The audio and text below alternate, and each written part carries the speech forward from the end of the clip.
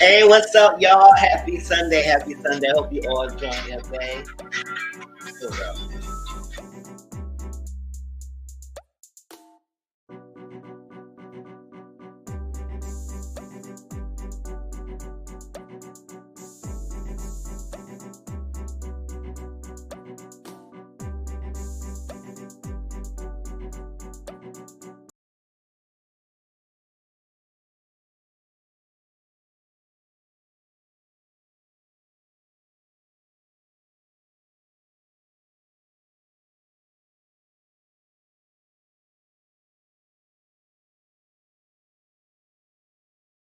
Yo, yeah, I just realized I was mute all the time.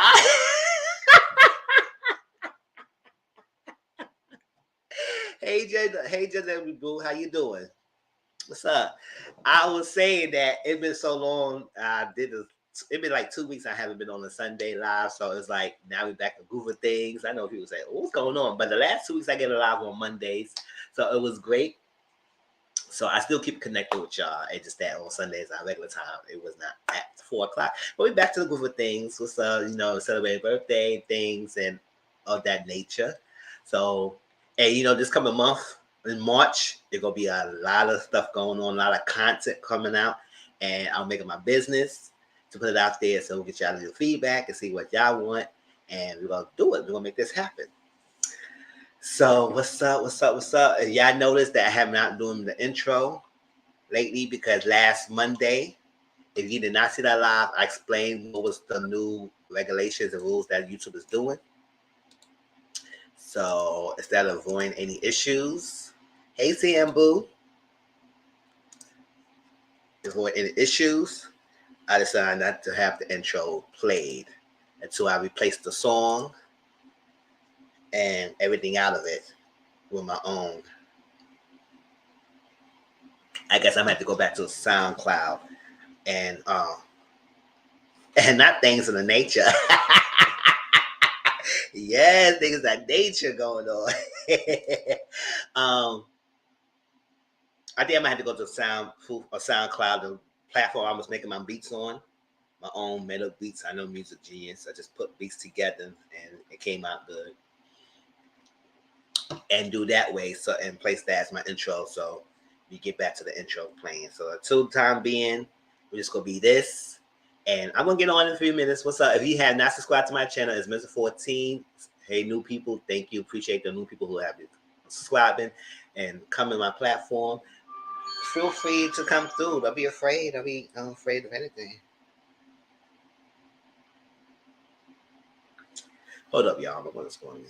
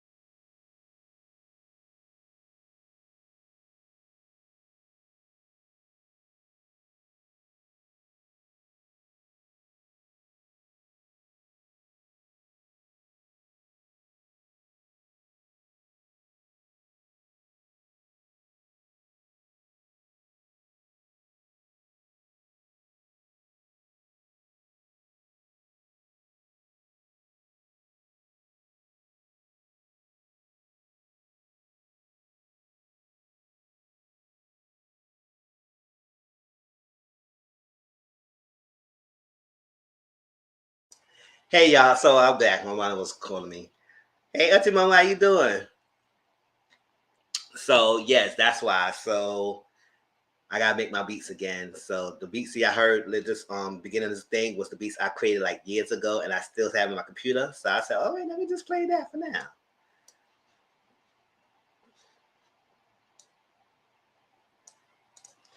What's going on? What's up? What's up? How y'all doing? What's going on? I'm back. Hey J Dog. What's up? The family is back again together again at 4 o'clock. And my red cup, you know, the famous, infamous red cup. It's juice in there today. I ain't bring no alcohol. I ain't buy nothing. I ain't go to the store. So it's just gonna be juice right now. All right, let's start the show's update and then we play the music. And then we get to the program. The live is a mixer of Mr. Talks and Mr. Social Corner. So the first, we're gonna talk about Accused.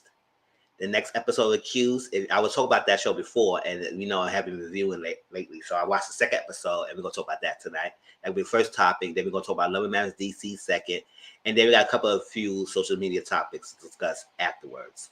So the first half is Mr. Talks, and the second will be Mr. Social Corner. All right.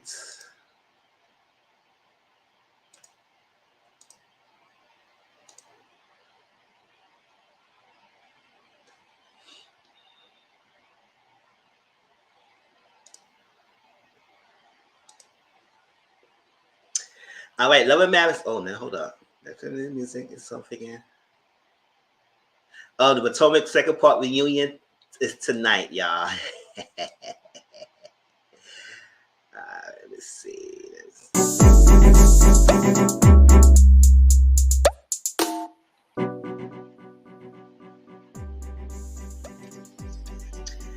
So, Love and Marriage DC second part, season 2 is aired. I'm caught up on the episode, so we're gonna talk about it since the last episode we ended. From now, I come caught up. So we're gonna talk about everything that happened since the last 3 episodes. So we're gonna talk about that. Love and Marriage DC today. So Potomac Housewives. The reunion is coming on right now. Tonight is the second part. And as I stated before, I'm not going to do a review until all 3 parts is aired. So March 6th, you see the date right there? March 6th will be the final review of Potomac. It will be the finale in the 3 parts reunion. So March 6th, that's a Monday. So by then, that's next Monday, right? Yeah, that's Monday.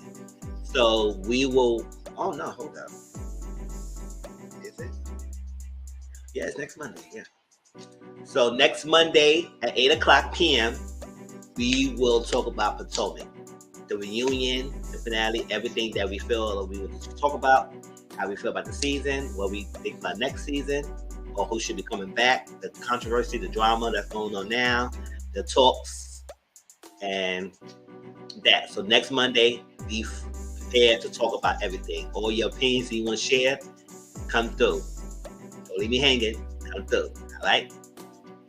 Squid Games, the challenge on Netflix. When that comes out, it's just gonna be a watch along. Bona Gospel will be TV on March. I might put a ring on it. That's the new show that Carlos King come out. Go on Gospel. Put a ring on it. Season 4 is our own, March 17th. Accused on Fox. We're gonna continue this episode. So next week we'll talk about the 3rd episode. Harlem season 2 on Amazon Prime. I gotta watch the season to see how it is. If it want for me to do the whole season review again. SWV versus Escape on Bravo TV is a limited series, and we will talk about that as it go by. Power Book 2 Ghost 3 is on Stars on March 17th, so that definitely will be a live review. I can't do pre-recorded. That's too much to talk about to be pre-recorded, so that will be a live review. And I think that will be. I think premiere will be on Friday, but I think we'll go back to the original premiere on Saturday. So we'll see how it goes. If not, we talk about it. We're going to figure it out.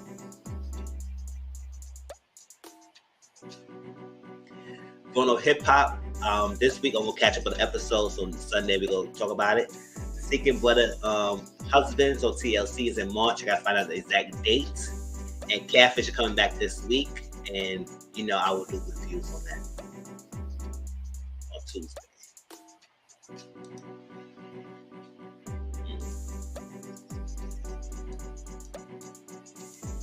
and pause that. So that's how it's like. Cause we have Grown Up Gospel, Put a Ring on It, SWV, Power Book to Secret Brother Husband. They all coming out in March. So March will be heavy reviews and platforms. I'm gonna put it out there because I gotta make sure get more content than what we normally have. And then Catfish. So Catfish all badly gonna be regular reviews, pre-recorded reviews. Put it out every week. Usually on Wednesday afternoon, it would be out. So that's that. I'm gonna say Put a Ring on It, and then Love Max DC still will be live on Sundays. Let me see, the SWV that comes on Sunday, so maybe I will put that as a live version on Mondays. With what else? What a show that.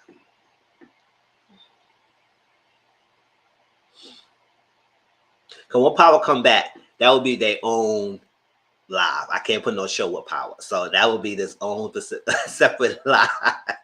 Everything else. So I may save Secret Brother Husband as pre-recorded. It probably just premieres, and I probably save Going on Gospel as pre-recorded. Probably do premieres on that as well, or just put it out there. Let's see how y'all feel about the show before I dedicate my whole time and a lot on it. So I think that's it. So what y'all think? What y'all feedback? I want y'all opinions. How y'all want me to do some things. So we'll put it in together. So let me know. All right. So how's your weekend? Y'all had a good weekend? Child. I'm gonna get over this. That was it, right? That was all March shows. That was.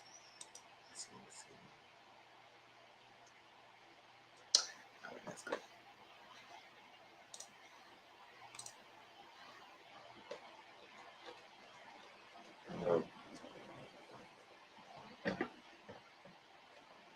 And also we'll put this on Discord so y'all can get y'all feedback on Discord.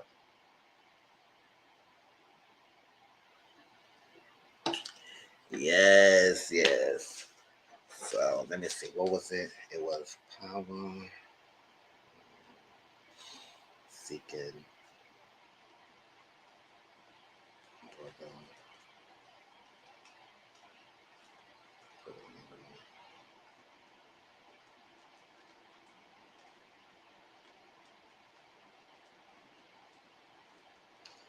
Oh my gosh.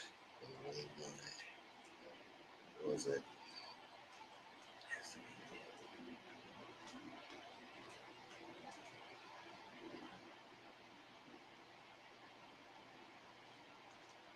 Power.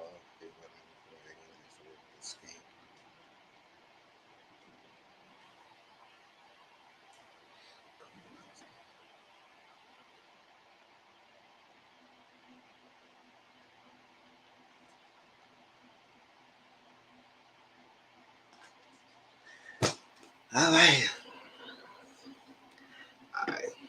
Let's start with the cues. Let's get that first. Ooh, child.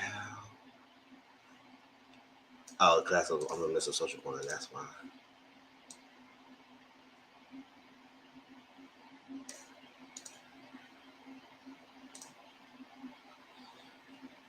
Hey, Tracy Boo, what's up?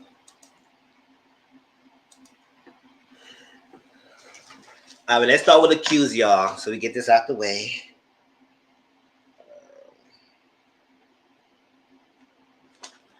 Hold up.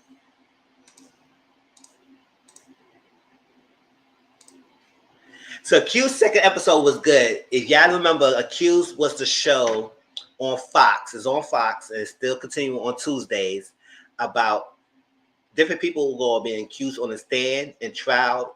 And while the trial's playing, they're giving a background story of why they're on trial now.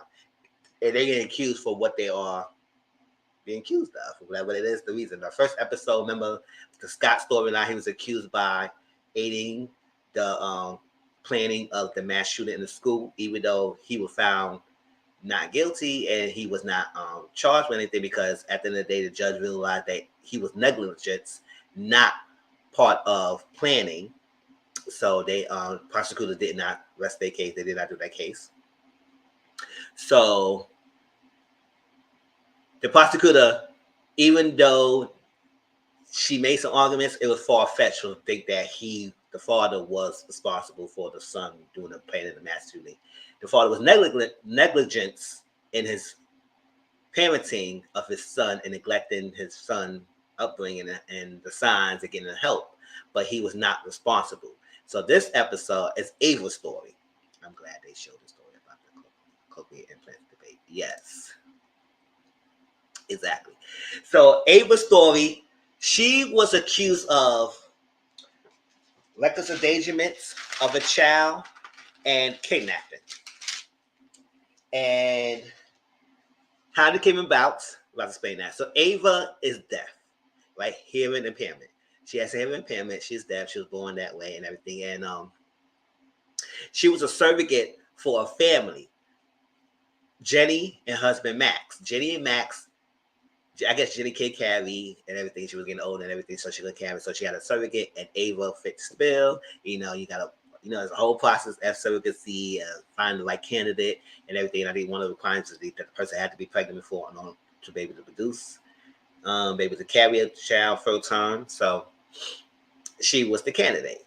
So, Jenny came over and talked to her because she was talking to her boyfriend. Ava was talking to her boyfriend KJ about it first. And they're having conversations and that. And hopefully they will expand their family in the future. And I think he was deaf too or something like that. Oh, yeah, I think he's deaf too or something like that. Or he knows. Whatever.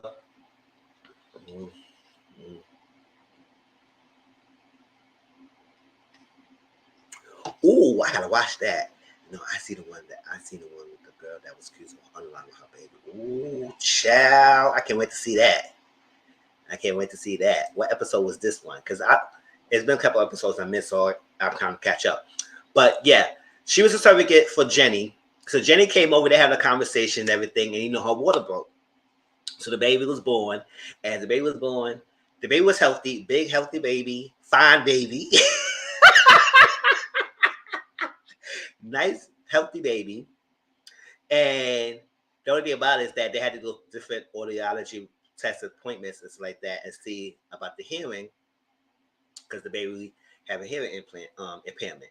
And even though the baby was healthy, that was the only issue they had. So, Max, the husband, he was in his feelings about that. So, because the doctor was like, right? Not a fine baby. Yes, a fine baby. So, he was in his feelings about that because the doctor said the Max asked that the baby was deaf because the surrogate was deaf. And even Ava asked that. She said, "Oh my God, is it because I carry?" No, it's not because of that. Because the genes, you carry the baby, but the egg and sperm was to the parents. So it followed their genetics. So the doctor said it might be genetics, or it might be any other factors, but one of the reasons could be with genetics. So Jenny, the wife, she realized that she had a great aunt on her mom's side that was hearing impairment, deaf.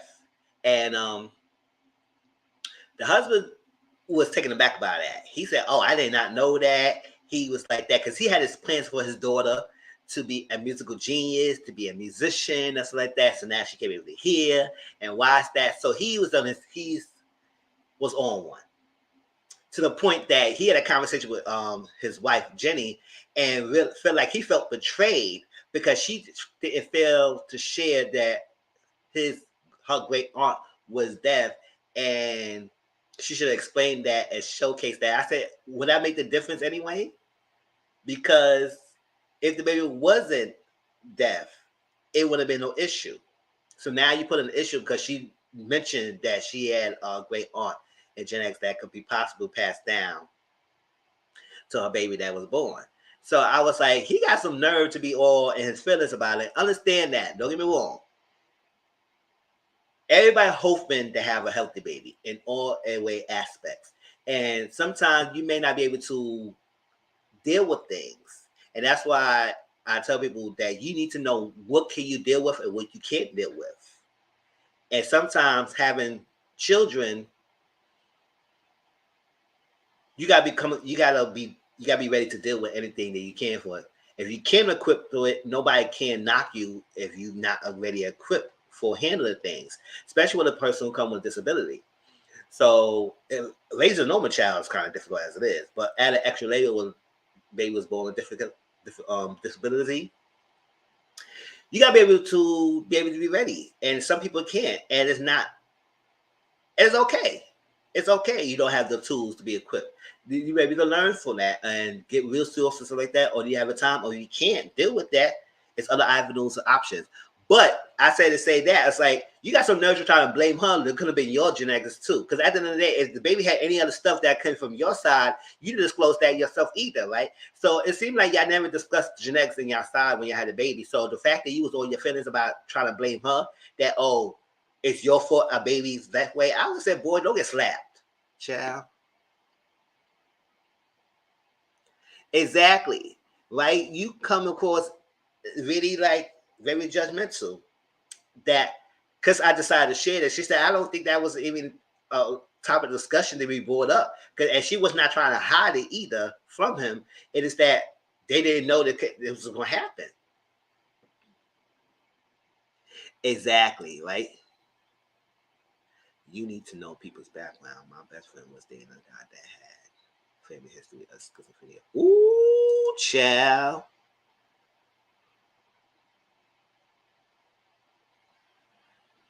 I started watching a series about people who were wrongfully convicted, and the prosecutor had to go back and open the investigation all over again each episode.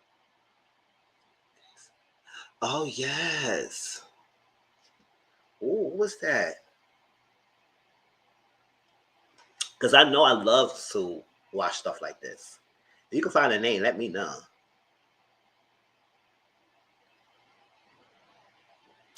She decided they shouldn't try for kids because the risk of exactly, exactly. It's all the genetics. But I'm so mad I can't find it again. I watched 3 episodes. Oh yeah, that's crazy. I would love that. That sounds interesting, JW. But yes, you had to know the background. So the fact that he was so in his feelings about that, I was like, don't try to blame her because y'all would never know. Because if anything that happened with the baby that was in your side of the family, you didn't disclose yourself. So the fact that you put it on her because it happened that the baby was born deaf, stop that. That was like kind of way far fetched, and that was kind of really kind of pointing to contention with their relationship. On top of him feeling that they failed in some aspect because the baby was born deaf. And so that was the case at some point. So it's a very tough time for the family dealing with the baby. And the husband wasn't really bonded with the baby and not connecting. And he was looking at pictures of videos and very obsessive in the fact that the baby can't hear. And then it showed the thing that the baby had something like that. So he was thinking about the cochlear implants surgery, and that it could work well. It could help our baby hear things, and it won't completely restore hearing, but it make them hear sounds and speeches in a way so they could be able to communicate. And even though science and technology has been advanced and everything, well, at that time period, it probably was advanced. So that's what was just suggesting that thing. So they was having a conversation whether they're gonna decide to go for it or not. At first, the Jenny was hesitant about it because maybe they need to do research and because it's all new territory for both of them. I love shows like this. I've been watching them. Ooh, child.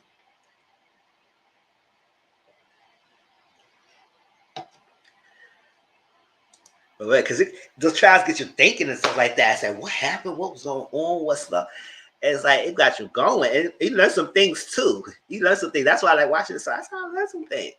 So they were thinking about the surgery, and it takes years for kids to learn to hear and listen to words with cochlear implants, and it's never guaranteed once you implant it. Okay, yes, exactly. So maybe it was the ups and downs um, of it. So they think that because they just want the baby to hear, so he just want the baby to hear, so he wanted to go with that surgery right off the back, the cochlear implants, and because they could go forward from what he had vision for the daughter. But I now realize that maybe you pushing so much of your gender on the child, even though parents do make decisions for their child, what they think is the best interest. But I feel like in this aspect, I feel like the husband was doing it because it made him uncomfortable and not trying to deal with the babies in his own stage in life. And I feel like that's that. So Jenny went to talk to Ava because Ava started having postpartum a little bit because we kind of found out Ava was a teen mom because Jenny mentioned that she didn't want to be a teen mom and I was like that, and it kind of made Ava feel some way about that. And Ava then like she was offended. She said, "Nah, it is what it is," because she gave the baby up for adoption because she was a teenager. She didn't know what to do, and so she was equipped to handle it. So she gave the baby up for adoption. And I said, "That's what I understand. Like it's okay if you have other options because you know what you deal with and what you can't deal with, and some things may not be out of your control, out of your reach." So she was a teen mom and she gave the baby off adoption. So I guess after giving birth to the baby, she started feeling some kind of postpartum, like she was birthed in and everything. Even though in the surrogacy, when she's in a contract, once the baby's switched hands, you don't have the obligations anymore. So it was like, but she was feeling it. And she was feeling, oh, because the baby on another baby, this, that. This is before she even found out the baby was deaf.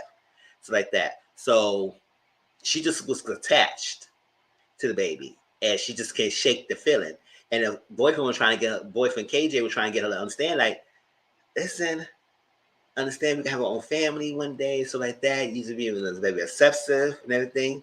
And that's that. But at first he was understanding how she may have postpartum and everything and trying to make her feel easy and understanding. Now, Jenny went to take the baby, Lucy, the baby was named Lucy, to Ava to the house so she could see the baby. And that's what she found out, and she learned that the baby is deaf itself. And that's what Ava had like a whole like epiphany, like a moment about it, because they was talking, and she tried to get some understanding of from Ava, like this get it from her point of view of things. And then she talked to Ava about the cochlear implants that they think about doing. And Ava said she did got it, but it may give her headaches, so she didn't use it anymore. And use the rest of your hearing once you implant it. It's a huge decision to make on such a small. Exactly. Tracy, I think it was Netflix movie, but it was fictional. All I know for sure is it does not track. Oh.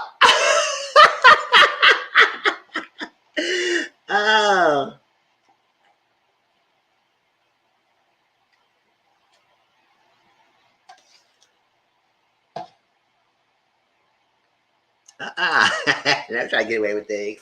It's a track to sound like a deaf version of the sign. You know what?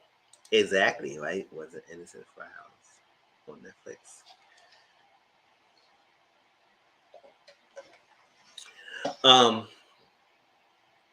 So that's when she found out about the baby being deaf and everything, and she felt like and she's thinking about Jenny was telling her she think about doing the surgery, and that's what it was. So it was like we might go forward with that because after talking certain things, they say they just was new parents. Is like they want the baby to be okay, and you know as much as possible to be normal as possible, and dealing with that.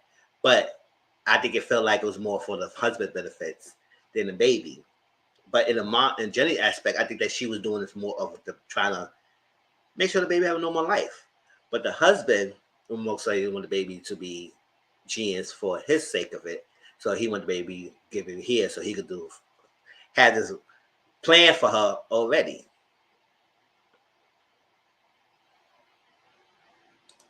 Oh, Jenny lost her damn mind. Jenny lost her mind. Yes, because I was like, it's I think she just wanted to make peace with the baby and everything and with the husband. So she just decided to move along with it, even though she might have some reserved feelings about it. And I think Jenny most likely she understanding Ava a little bit more, understanding Ava's plight and her feelings regarding towards the situation and with Ava and the baby and everything. It's all new territory. So after that happened, they went back home. Jenny went home, and that's what Ava was going online looking at surrogacy laws, because as she found out about the baby being dead, she felt like she could be more better equipped to raise the baby than Jenny and Max. But I said, Ava, at the end of the day, I understand that you feel some attachment to the child because you gave birth and now you find out the baby's definitely just like you. You maybe be a better person. Maybe she could have been a better person because she probably went through it and know how to raise something based on her own upbringing. Because I feel like Ava, back when her mom was very not equipped. And her mom was very detached, always working, couldn't handle the baby being deaf and everything. So she had her own struggle with her mom. So maybe that's what she probably felt some type of way about this baby, even though she was pregnant by teenage. As a teenager, she gave the baby up for adoption. I guess she felt kind of like guilt a little bit, and now maybe she felt like she could maybe have a second chance in being a mom to this one. But I would say at the end of the day, you're a surrogate, so it's different. I don't think so. This show was scripted, and the first episode was about the guy. Ooh. I'm intrigued. I'm trying to find a name of it. So, she started looking at surrogacy laws and what can she could do. But now that's what the boyfriend KJ was like. This PTSD you have, or postpartum, not PTSD, postpartum depression you may have, it's clouding your judgment. Because at the end of the day, you sign a paper, this is what it is, and all it's like that. We can have our own family one day. We can have our own kid. Like, focus on that. You have more opportunities to have your own children and stuff like that. So this is their kid. Let them decide what they want to decide and everything. But Ava was so hell-bent strong about it that she felt like she could do something about it. So the next day she came with milk, because she was pumping milk too. And I said, girl, you had to do all that. But she said, okay. So they came to Jenny and Max's house, gave her milk, and then she gave a letter to Max. And he read it, and the letter basically was saying that, understand your plight, but this is not right. I feel like you're just doing it on your own benefit, not for the babies and like that. What about this happened? She mentioned something about gay. And he said, that's not the same. And I say, I think she's making a plight that because you found out the baby was deaf, you automatically want to change something or trying to force something and change it because you unequipped and you can't deal. Because you can't deal, you so quickly want to go for the advancement because you just want the baby to hear and not going for the stage that she's in life right now and learn ways to make sure she could have a normal life.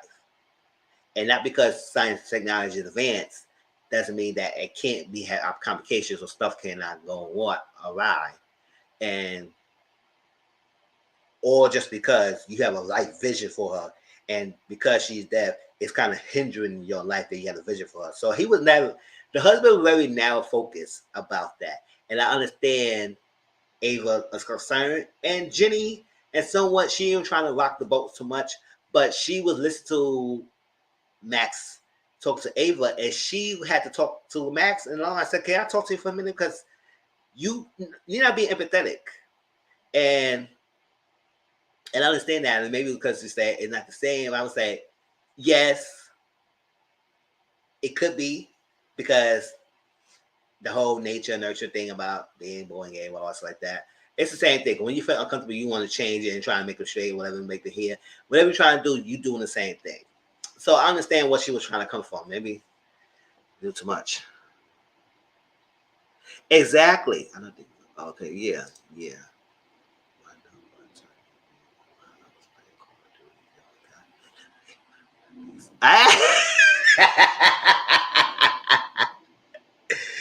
Yes. Yep. She had postponement. And Oh, you talking about Ava? Because Jenny was the mother. You talking about Ava had postpartum and lost it? The husband kept acting like the baby was damaged goods. Then it up that children are born to human parents. A lot of these postscript just want their children to be being like them. But that can cause more harm than nurture. Exactly. And that's what I feel like Ava was having. That's what Ava was Ava. What did I say? Ava was thinking. Maybe Ava was like, I understand you want to do this. I understand you want to make the baby boom, but I think you're doing more harm than sure because you're doing it for the wrong reasons. And it's not helping the situation. So with Jenny and Max went the back room, they had an argument because Jenny was trying to tell Max, like, you being insensitive to Ava's plight. You being very insensitive, you being rude, and he's upset. He says this, that, hey, I felt betrayed, and this is that. And they were going back and forth to the point that at the end of the argument, he do something. I said, hold up. What are you not gonna do? You throwing stuff at me? She said, oh, so I never knew I met a husband that was gonna throw stuff at me. He said, I don't know. To the wild day, he had to calm down and realize that he messed up. I said, yeah, you messed up. You throwing stuff? Since when you want to throw stuff? Because you and your feelings, bitch? Sorry. I had to go that out there. Child, don't get a choice. You know, I call B everybody. I call everyone to be. So I said, you get your feelings? So all right, let me throw stuff. So he had to calm down. He said, I'm sorry. She said, so you going to hurt Ava too when you frustrated because you couldn't get your way? Because this is going to be the reality. He said, no. So you got to act like it because the way how you going, sure, the way how you going around, you act like you going to beat somebody up because the reality, your world just, like JW said, damaged goods. It's like the world just crumbling down because your baby was like, Lifetime taught me the baby is the death lady, and she was the one. The baby is the death lady, and she was the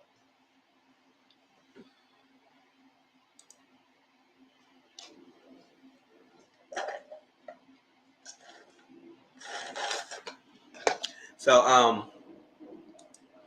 So while they was arguing, Ava had the phone, and she was translating the words to her phone, and she freaked out because she think that it was gonna harm the baby.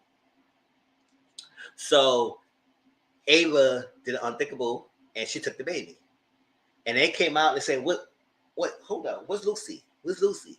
They tried to call Ava. Ava was not trying to answer the phone and everything. So I was like, "Oh, child." I said, "No, Ava, you cannot do that. No. She took the baby. So she called her on the phone. She called her boyfriend KJ. Yeah, make an excuse. You gotta get out. Make an excuse because I think she was teaching. I think she's a teacher. So make an excuse. You gotta get out. You said you were sick or something like that. Make an excuse. You gotta go here. And he said, "What the hell's going on?" So he was at first. He was against it. He was like, "No, you can't do this. It's like wrong." Because she was trying to go to Michigan. Now she said she had a case. She talked to her friend who had like a case about Sbcq&A and had laws and that she won the case and everything, so she could have had a case as well here, and that's what it was. And so she went to Michigan to adopt. She wanted to adopt the baby to protect the baby, whatever, and all stuff like that. I said, "Go cross state lines and she could adopt the baby." I said, "How is that possible?" So that was that. So the boyfriend was like so hell bent against it. But then after a while, he said, "You know what? We in together. I'm here for you. Listen, it's messed up, but I'm rocking with you." I said, "Okay, go ride or die." But I said, "That's messed up though, but the baby, one." So that was that. So then she went to a store like that. And meanwhile, Jenny and Max was in detective office and trying to get the case going. They had a video conference with the mom, and the mom was completely detached. So I told Ava the Sbcq&A was messed up and everything, and it was going to cause issues. So look at this and everything. So the mom was like very hard, and that's when Jenny started realizing that Ava probably had a harsh life. And she was understanding. But Max was saying, I can't be empathetic for a woman who just stole a baby. Now, I do understand that. Like, I do understand both sides of this thing. Like, at one hand, now I don't understand her kidnapping. Now I'm gonna explain that and how I feel about that. But I do understand Ava's plight about wanting to protect the baby, trying to get through the husband and saying that it's gonna be harmful, everything, and trying to understand. But I feel like she could have had other ways to do this. But she took the baby. She was in the store, and she got to ditch her boyfriend. It's like her friend called her back and realized and say, you know what, the case I would tell you about is that the baby, she was still pregnant. So I guess she still had some rights when she was still pregnant, and that kind of worked in her favor. But in your case, the baby was already born, so you don't have no case here. So they're back. So she said, I'm sorry. So she freaked out. Ava freaked out and ditched her boyfriend. She told him some things, said, listen, go to the store, get something like that. Thank you for getting through with me. And then we went to the store, she just skedaddled out. And I said, oh, not ditch your boyfriend go like that. Why you do that? So after that, JD and Max were still in the detective office, and the detective was talking to KJ, and they was not charging him. The Max was upset and said, why you were not charging? Because he was a hand of it. And he said, at the end of the day, no, he came in his own free will. He came to talk to us, give information and everything. And no, he not going to be charged. And Max said something to KJ. KJ kind of let him down. Yeah, she left him like, yeah, she just ditched him like, I was like, girl, he ran a lot of down for you, and then you just up to leave him. Child, he ready to go. Probably lose his teacher license, something like that, doing something like crazy like this. Because, you know, they don't play with this. It's like, still, come on now. So, yeah, she left him. I was like, nah, Ava, you ain't supposed to do that. So, KJ kind of let Max down and told him, like, use the reason why a lot of people don't have families now. So, like, something like that along the line. Because I ain't like that all the word for word that he said. But he kind of let Max, and Max kind of like hemmed him up. He said, do you want to short charges on top of this thing? Because I could charge you. Because you sitting in my from my face. I said, Max, calm down. I know everyone's emotions is high, but we don't need no extra stuff going on. Focus on about finding the baby. So,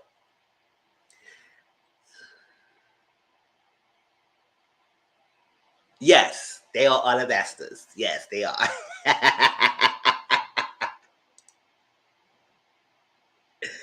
Yes, it's all alabaster people.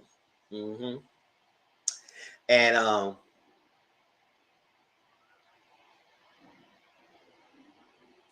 so while Natural Treasure.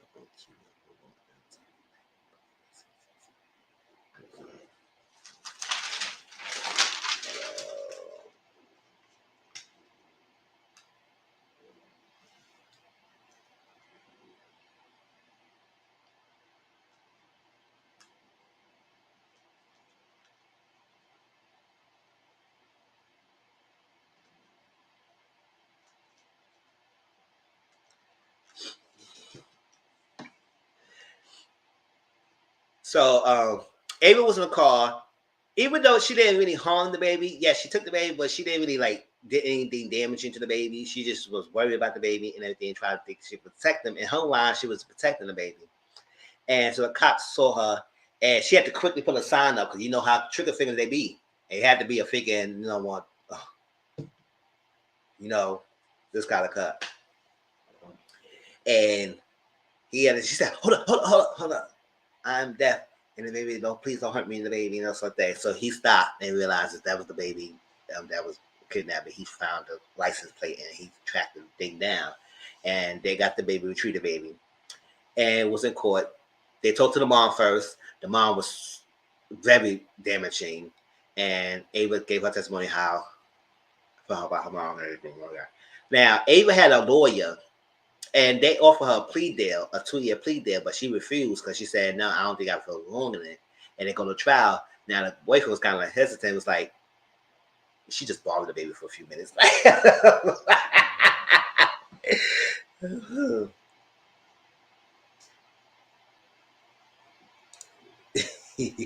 need you. I would check them out. Me and Bay rotating picking shows out with y'all. Oh, that's cute. Bonding time. Now she borrowed the baby. Like she just borrowed the baby for the cute minutes. And so the lawyer was like, he wasn't equipped to handle this. And I think he just wanted to settle this as quick as possible. So after a while, he decided, you know what, I can't. So he talked to a deaf lawyer. And the deaf lawyer was able to help Ava understand that guys. Ava was like, "Oh, you deaf?" So she said, "Yeah." And she said, "We'll give you a case, and you have a case. If we could prove that you did it out of act of fear that the baby was gonna be hurt, and you had no other reasons, and you had no other options but to do that, then we can make your case, and we have to put your stand and make your thing." And I think people could be moved. But at the end of the day, the first lawyer said that people are going to be sympathetic about you taking a kid, which I think understand that a lot of people will not be sympathetic if you got a kid, no matter if you disability or not. Taking a kid, that was too extreme. So, but as Ava gave her testimony about how she was bringing up, how she felt like she was being laughed at, how she did like was not normal, that she went to deaf school and she became normalcy and she learned things and everything like that. And she said, yes, the technology could may help the baby and everything, but you could have done other ways by probably learn sign language, learn her sign, teach the language, you know, stuff like that, and learn for yourself so you can be able for baby, find her a deaf school, which I don't know how much of the deaf schools out there like that because maybe far few. So find that. Other avenues to make her to get normalcy as well. And if you do put up in school, get some advocacy, get somebody who could translate or whatever, all that stuff that she needs to be at normal. And she could still be the musical genius that you want her to be if you let her raise how she's in her stage and not so much how much you want her to be. And because it may be complications going on the line. So she's playing that aspect to the point that the dad, Max and Jenny started crying. The people in the jury was moved. You can see their faces. And the judge was moved. Everybody was kind of moved by Ava's story. Now the mom was saying that Ava's mom was saying that being stoic, being uncomfortable with the storyline. It's like compromise during non-football season, so I let him have it. Oh, Chad, you know how they is with football season. Chad, it's like a religion around there. Okay, whatever. You can have your football season, but after season, you little boy, you better watch what I want to watch. Shoot. And then, you know, they leave you alone sometimes, too. So you have your little piece of quiet when they watch their little games. I said, okay, boy, bye. Get out my face. All right. It's going to be that every state has to have these deaf school. Oh, okay. I don't know anything about New York having one. I'm sure, but thank you, J-Lo, let me know. So it's by law. Okay.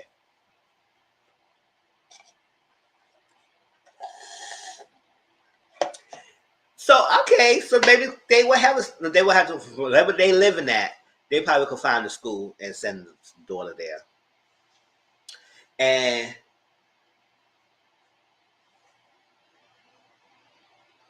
yeah.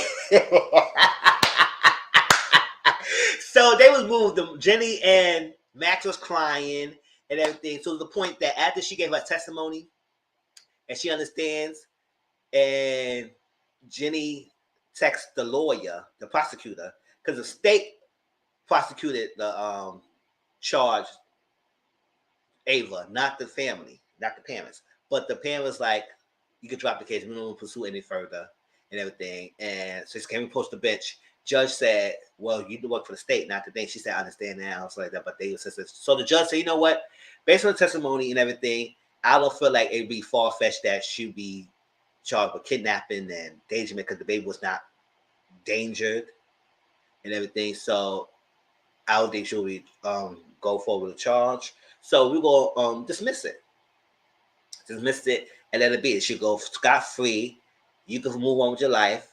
And afterwards, the family, Jenny and Max said they're going to try. They're going to do everything that Ava suggested. And the father said he did the TRY sign language. He said he's going to try.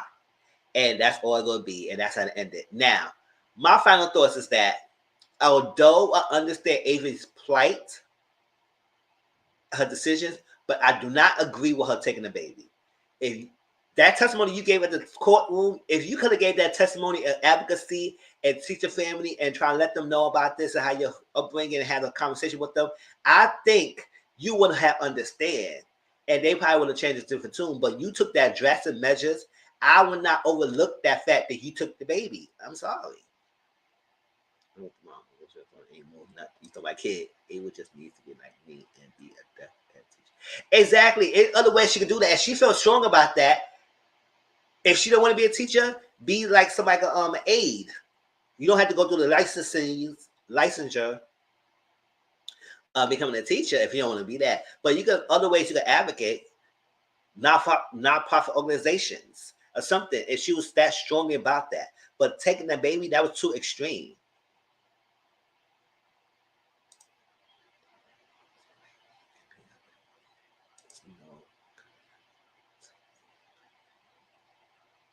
There's no girl. Oh, you give me some suggestions. I need some suggestions.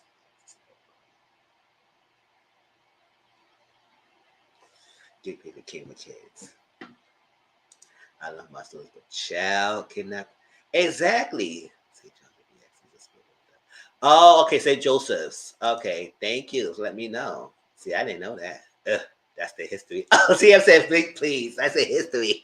Child, they do that. That's good. That's a norm. That's why Tracy.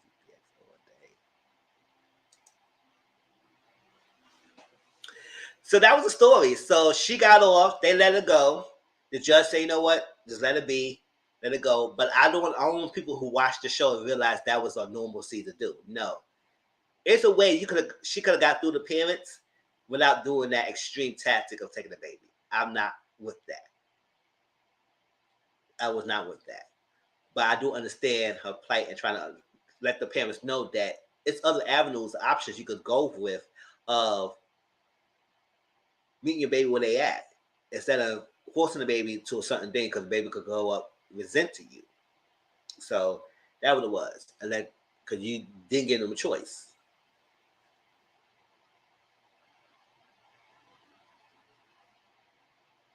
You don't have to kidnap her so you can have them on that shit. Sugar, you had to kidnap me shit. Sure, the way I get on my nerves, you can have it for a couple times.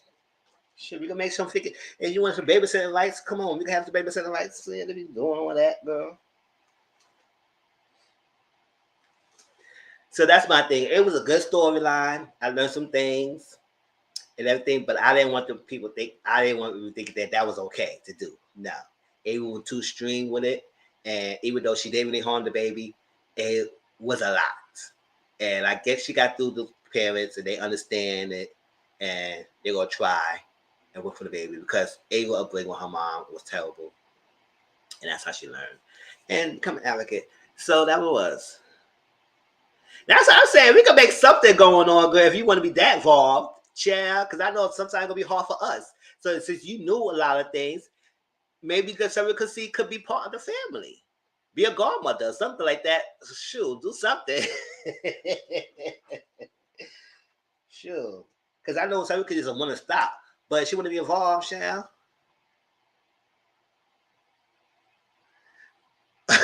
Sure, why you about to say kids, KJ? Oh, snap. Sure. That's what I'm saying.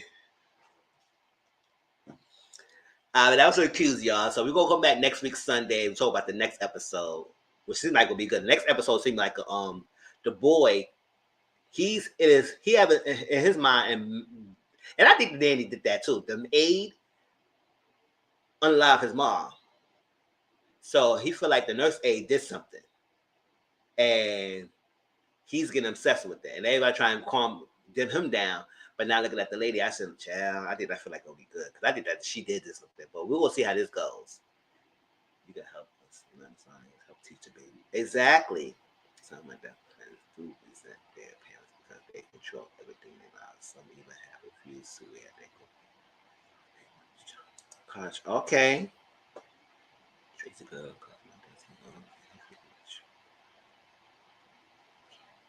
Can go. Shoe bills. Oh my gosh. Got a shoe bills. You better get some lines. You better work around the house and get some shoe allowances up in here. All right. We're going to jump ship for the cues. I know it was kind of heavy, but it was a good storyline, y'all. If you did not watch it, it's on Fox. And I said, our Q's is doing a good job with the storylines. It got me intrigued, really intrigued. And how they put together things, and each week is a different case. I love it. Let's shift gears to Loving Mammoth DC. Listen, you can have him and all his belongings. I have a no return, no refund policy. Once you take him, he's yours. Oh, Chad, they said it. We don't need to go to law. We don't need to go to court. We don't need to do none of that. We had an agreement, a verbal agreement. Have him, Chad. Yes, he means in the men's 12. Child, and when men's 8 and 8.5. Child, and the 9 is a good day. Child, ooh, outbeat me. Now men's 12. Whew. I have 11 Mavericks DC.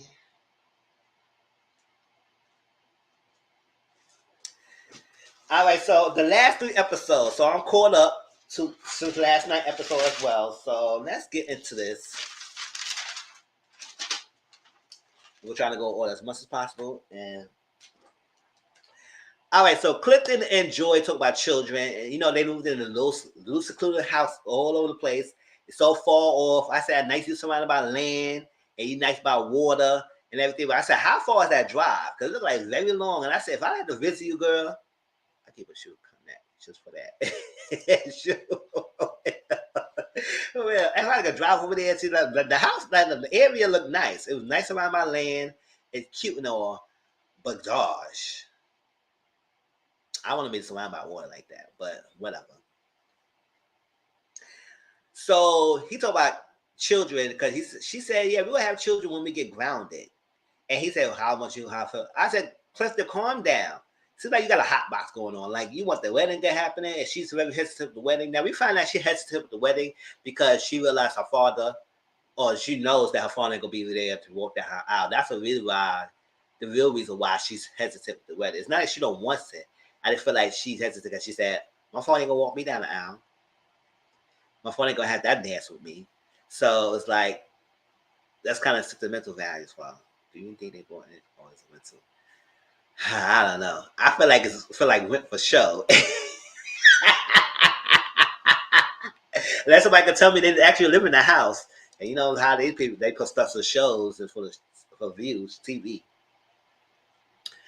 Hey, if they rent a house, they rent a house, but why rent it? We can own it. So I feel like I'm into because they don't got nothing else going on there. They just moved in, so we'll see how things going. If I did Clifton had it. So the streets say. Oh, see, he already had the house.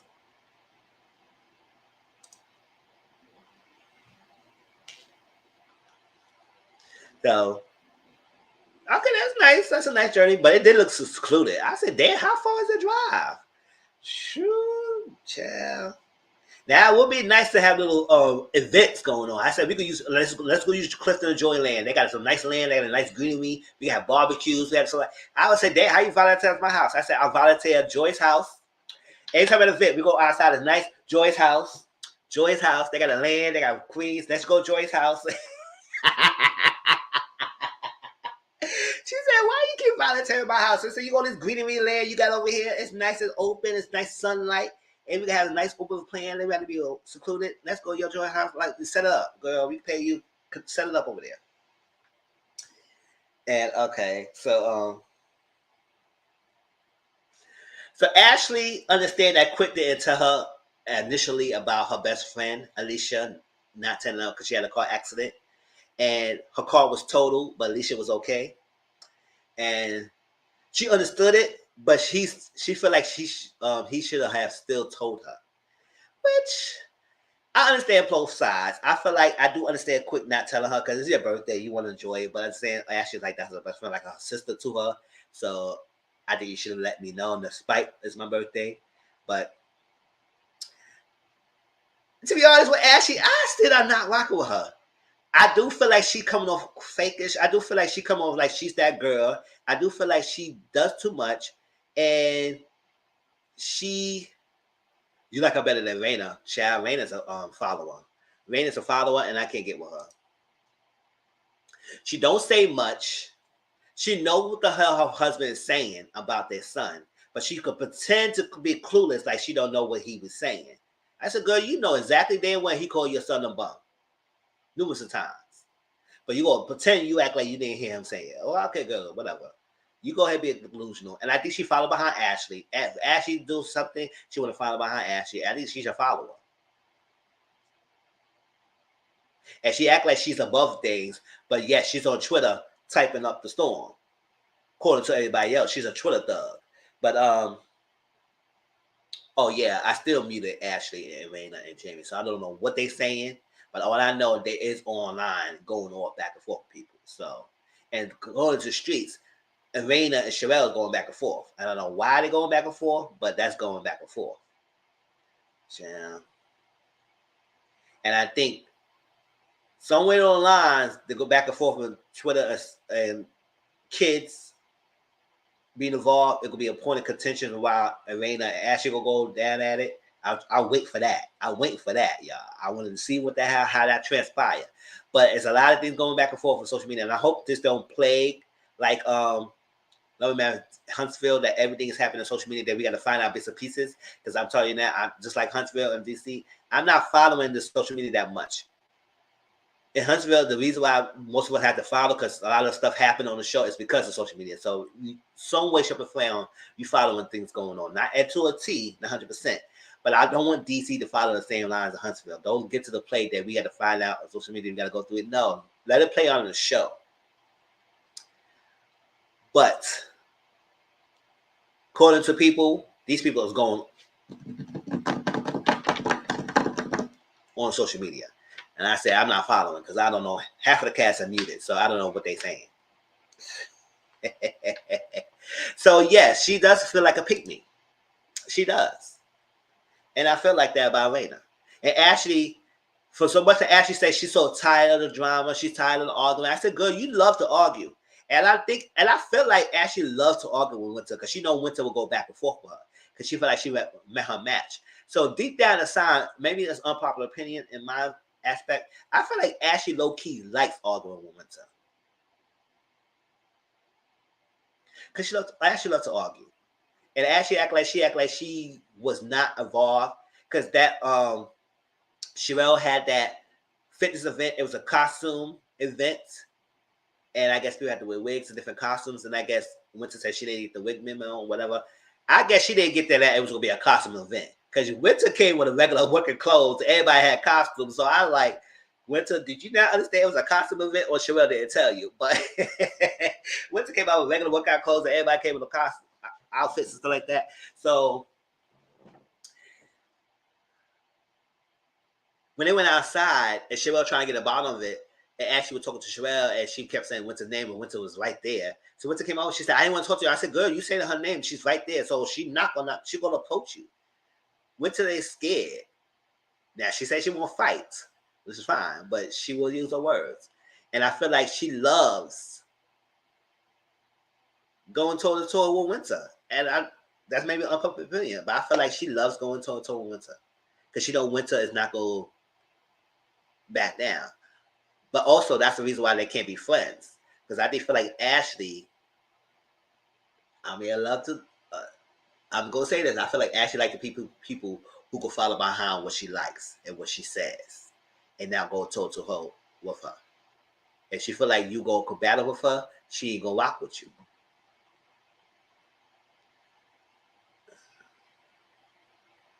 Oh yeah, I'm stopped listening to because I think a lot of people know Love Man Huntsville is doing the most, especially about going after Sugar Mama. I say y'all doing the most now. I don't know how freaking far y'all getting so involved with this freaking show and these people, but attacking Sugar Mama is not it. It's not it. Because I know Sugar Mama has a hair care line out. Do Melanie and Martell, whatever the family, she got a line out, and people attacking the baby. Like what's up with that? Y'all fans doing way too much. Way too much. And I'm not hearing that. I'm not here for that. That was doing way too much. And I would say, really, y'all getting too deep over freaking people y'all don't even know. Stop it. Y'all doing what?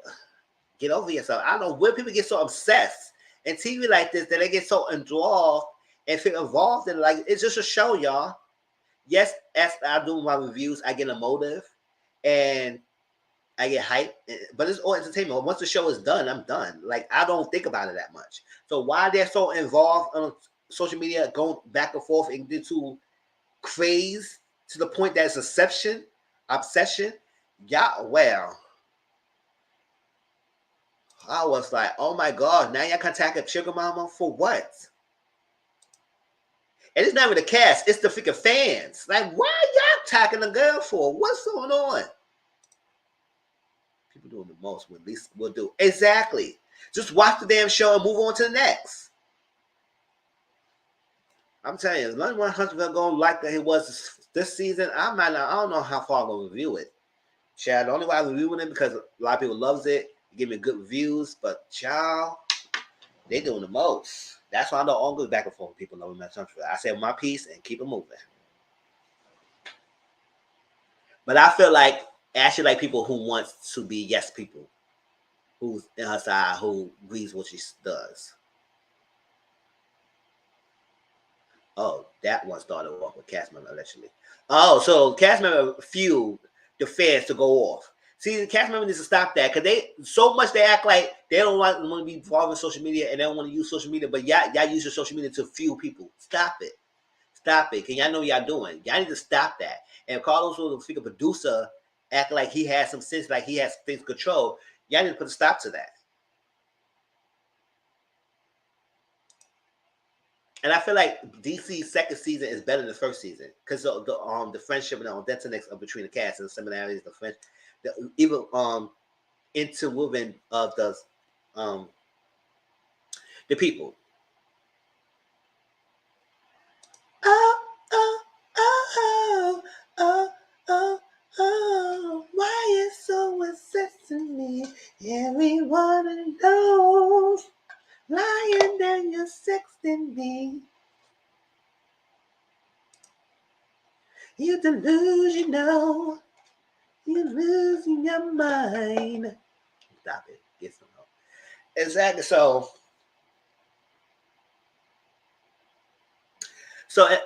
Ashley's not excited for her book. I don't know what's going on. I don't know if it's because her best friend went in the car accident, something like that, but she's not excited. So I don't know if she's excited. It's because a quick that being around. I don't know, but she's just not really excited. She's very emotional. I said maybe there's something going on. I don't know why. Let's swap Ashley F for Blizz. Oh, child. Listen, the London Marathon's Facebook page is crazy. You can't tell me that I'm not mad at people. The way they are crazy over what they don't. Exactly. You don't know none of these people. Unless they pay your bills, then I'll make listen. And even they didn't pay bills, I won't be all that. I just get a link in the benefits, they pay my bills.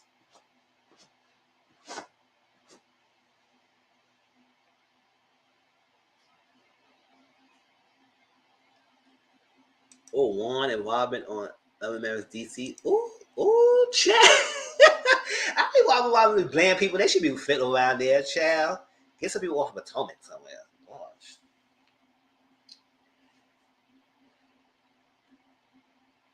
So Raina and Jamie met up and they talked about Joy issue with Joy issue with Sherelle. But Joy issue is mostly with Black. But Sherelle put herself into it. Like Sherelle, I understand that you want to defend your husband, but Joy interaction with your husband, then it's not what she had interaction now. So Sherelle, you need to stay out of it because you don't know what happened then. You don't even know about what he's telling you. So unless you tell us that you was still married with him or that's like that all this time that you know the situation, you don't know that.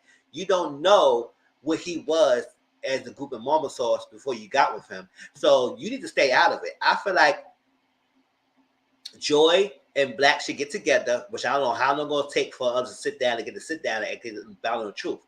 But if y'all really listen to the story that Black told the boys, it's kind of similar to what Joy was saying. But I feel like it's more to it, like Clifton said. But I feel like Black, your similarity to what Joy said is kind of what Joy is having an issue with. She said that Black made a decision that affected the group. Black, you just said you wanted somebody back in the group that left, and you was a manager and something like that, and you meant something like that. So it's kind of similar to what Joy said. So I said, what the hell is why people feel like Joy is crazy? Now going after Sherelle, I just one little thing, but your issue with Black is Black, and I feel like Sherelle should get off, get him out the middle of it.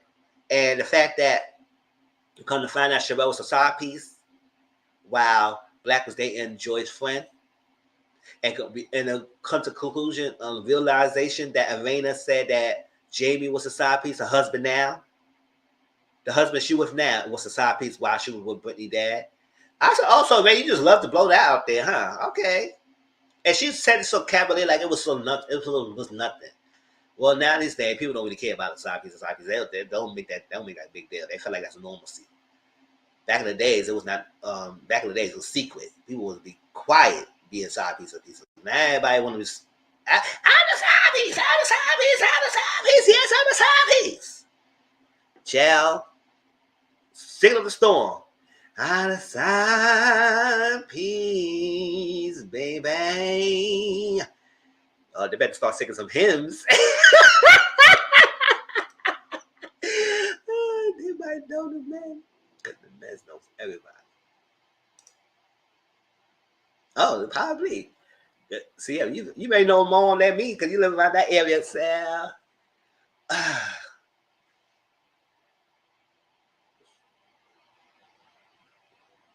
But Sherelle, stay out of it. I feel like you're doing too much. Let Joy and Black have the issue. Now, y'all should have a sit down with them together so you get the bottom of it. But I feel like it's some truth to what Joy was saying. It's some truth. Robin needs to be in the EBT. EBT? Robin, you didn't want this with the EBT? Let me get some.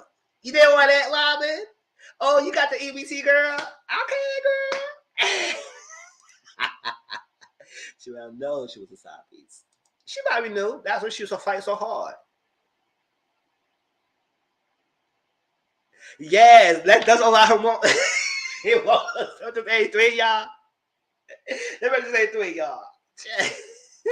This got glorified. For real, I blame Colin. For real, blame Colin, y'all. Yeah, Evan's Colin's fault. Let's talk about how they turn the page 3 for the church. Say that, amen. Amen. All right. Then this. So Joy told RIHANA. RIHANA went back to tell Sherelle. Now, Joy, even though you didn't say the word shady specifically, girl, you described shady. Like you said it. He was untrustworthy. He did some crazy things behind her back. Ridiculous things. Those all words means describing shady. Now, when Sherelle confronted RIHANA, it presented that RIHANA made that up for Black. And that presented that, well, she said, those are words that describe your husband. I said, RIHANA, that's not your words. But you came across and made it seem like you made that up. Joy did not say shady specifically, but Joy described shadiness. And Joy said a confessional was shadiness. And you know, confessional Joy, you realize that this is going to show that confessional in Figure Union, right? So you better be prepared. Because when that Figure quit Civil Way, revealed party, revealed street name, which is nice, and everything, they had that altercation. And Joy ain't saying nothing. She just stood there. And I said, okay. But then she told RIHANA, said, you didn't say anything bad. You just delayed the message. I said, okay. But Sherelle was upset about the word shady. She said, my husband don't like diss tracks. Sherelle, you said shady, and I try to get a word. You got that. You said my husband, and I'll play that. I'll play my husband. My husband not shady. I said, girl, at the end of the day, that was the words. And I was describing your husband. He was doing some shady business. And that's what Joy was saying. So Joy, don't act like you said that you wasn't saying that. But Joy said she said that. But she would be there quiet. I said, girl, you said that. But you didn't say the word, but you described it. But then Raina had the freaking dictionary, Google dictionary. I said, girl, you was doing the most. And that's when Ray Ray came out. Cause somebody mentioned Ray Ray came out. Who said that? Quick said that? Somebody said Ray Ray came out. And that's the word that Raina called herself, her alter ego, that she could go back and forth with people. Because Raina is quiet and timid. Ray Ray is the one that goes off with people. So I said, oh, okay. So all the time that we seen and Raina doing unthinkable stuff that we thought this shit will not do, that's Ray Ray. Okay, girl. Okay.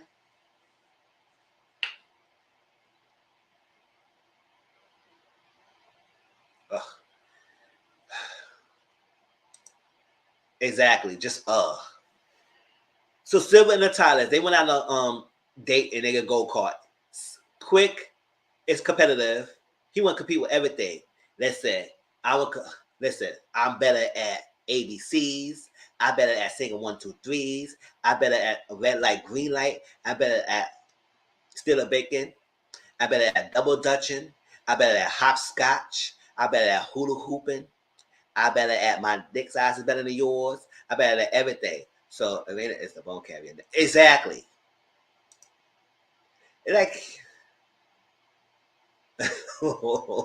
she is, right? Tash say, hey auntie, what's up? That's my auntie, y'all.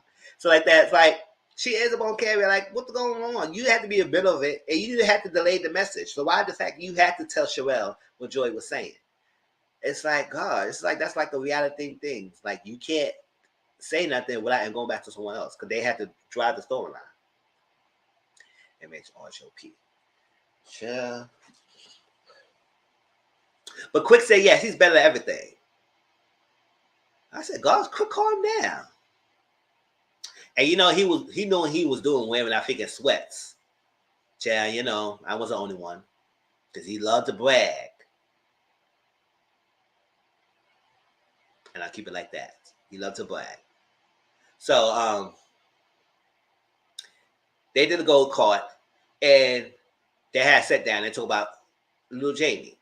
And Quick initiated the conversation. Now, everybody's screaming and moving back about LJ, and everybody was saying the same thing what kind of Quick was saying, but he didn't listen to anybody else. But what Quick said, he took it up until Quick started comparing him and Jamie.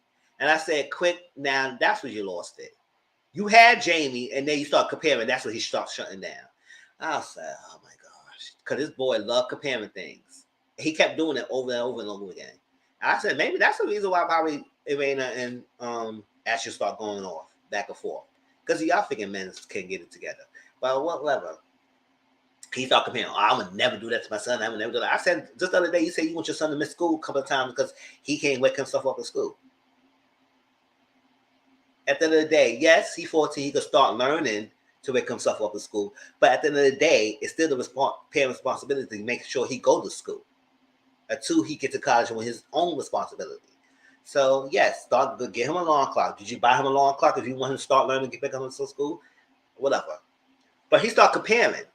And I said, Quick, all right, nothing. Calm down, Quick. Calm down. You're doing the most. All right? So, yes, he had Jamie up until he started comparing. Yes, his father is doing a little too much. And his son is crying out for help.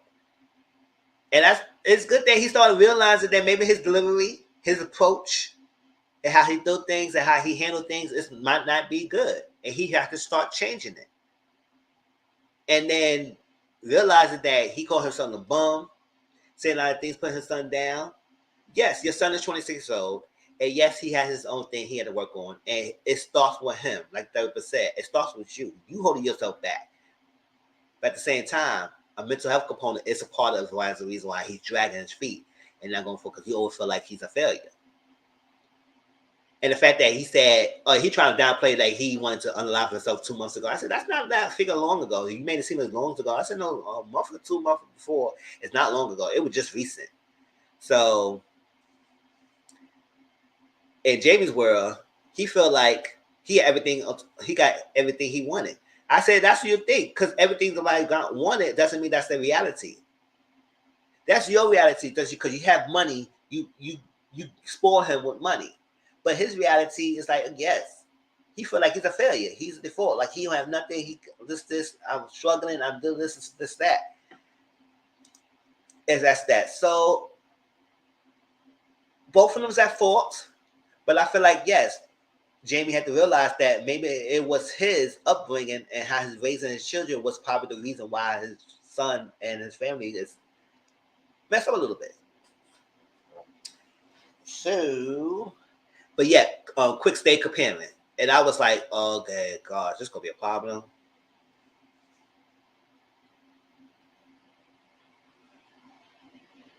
And I'm glad I went to the interview with the old ladies first panel with Bonnie and Niecy and Jamie explain her side of things. Because I feel like that a workout scene was cut up. Because how everybody would say how Winter came out on Alicia. I feel like Alicia was on one. And I feel like everybody, when they saw Winter came in, their energy just shifted. I said, how did one person shift your whole energy? All three of y'all energy shifted when this lady walked in. I said, oh, well, she must be powerful. That's why I said Winter was the star of the show. Because I don't know how the hell y'all let this girl be oppressed, y'all. Once Winter walked in, Ash was like, I said, girls, I want y'all, don't pay no mind. Right? So they did edit that scene out to make it seem like Winter just came out of Alicia out of nowhere when Alicia did say something to her first. And then Winter said, I don't know you. I don't know you. And then you have an entourage. Yeah, Winter Snowflake. Yeah, Winter Snowflake. I said, I don't know you, girl. And everything. So why are you talking to me? And then your best friend is jumping in when y'all gave Winter flack last season for her best friend jumping in. And y'all gave her heat. But now your best friend is jumping in and then nobody's saying anything. So it's a hypocrisy going on here. And Ashley trying to admit the fact that she was going back and forth with Winter on social media. I said, Winter, Ashley, y'all both was going back and forth on social media. And I do feel like it started from last season. That was a point. And when Winter saying that point was a contention was the point when we had that sit down dinner. She said, we ain't going back. I said, Ashley, that's when you started having an issue with her. But I feel like you really didn't like her when you first saw her anyway. So you wanted to have an issue with Winter. And the fact that Winter wasn't backing down, then you further didn't like her. Because she's not a yes woman. And that's what I say. So when Sherelle was like, Winter, she could be on go with the go. Yeah, she Winter be ready. Winter be ready. And they don't like that. That's what they don't like. They don't realize that Winter has the mouth to back up what she's saying. Now, she says she won't fight, which is fine. Everybody don't need to be fighting. But she has a mouth. And that's what it is. This is a reality TV show. We fight with our words. We don't need to fight with our fists. If you want to go there, go to Love of Hip Hop. Even then, they start trying to go to Love of Hip Hop if you want to fight. Or go to Zeus. They hiring. Not Zeus. Not a downgrade for own the Zeus. Child. Oh.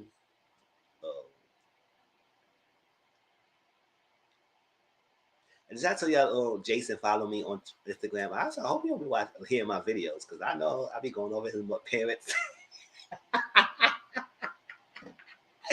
Oh, child, but bless his heart. I love it that his independence that he's having right now. But yes, Ashley Winter has been going back and forth. So I love they should be good. But Ashley, stop act like you was this innocent bystander and you wasn't doing anything and just Winter was coming after you for no reason. Girl, you was part of the freaking drama. Now you tired of everything. You don't want the drama. I said, girl, you the one who made it drive this drama. And according to the season, you is a lot of drama. You going after Joy, Sherelle, Elena. Like, is it Sherelle? But I know she go after Joy at one point because her and Joy at the holiday party go at it. And you go after Elena. At one point, you at the Winter. I said the person who's the middle of this and the problem is Ashley. That's in the bag. Some folk would be great on Zeus. Child, the way how they acting up on this freaking TV, they would better be on Zeus. No, I did not watch the fight between Natalie and Tommy, but I know that Natalie beat Tommy up. Because all the clips I was seeing, I said, now, Tommy, all that freaking smack you was doing, fighting Natalie, all the things there in the ring, where you could ask legit fight and get your behind whip. I said, what the hell is this? I said, Tommy, come fight back, girl. Do something. You get flung on the place. I said, girl, Natty had you on when the Tommy was flipping hopping. I said, I don't care if she was alcohol. I said, listen, if you want to drink all the time, she better be ready to fight. You fighting all this other time, now all of a sudden you're in the ring, you getting your behind whipped. Girl, get on our face. But I can't wait to hear his commentary when we talk about it later on the panel. Yeah. But she always stayed drunk. And she be ready on go all the time. So while you in the ring, when you actually could fight back, drunk and all, and you getting your behind whipped, child, girl. So Brittany had a family intervention, and the kind was a setup. And long story short, yeah, Big Jamie started realizing he had to take accountability of how he was raising the children. Maybe his delivery and stuff like that was messed up, in his profession probably was the reason why he was raising children how he was raising his children. And the daughter said, yes, finally. I said, child, that's a revelation. Maybe he knew that. He would have been stubborn and not realize that he was part of the reason issue. But then little Jamie was sitting there being quiet most of the time. I said, Jamie, this is your perfect chance to let it all out. But I do understand how you feel like that. Everybody would make feel like he was a failure. He always the issue, always the problem child, always feel like he was the bad apple of the bunch. So let me be away, let me get out of here. And y'all feel like that anyway. And I said, because ain't no one other done 3 times.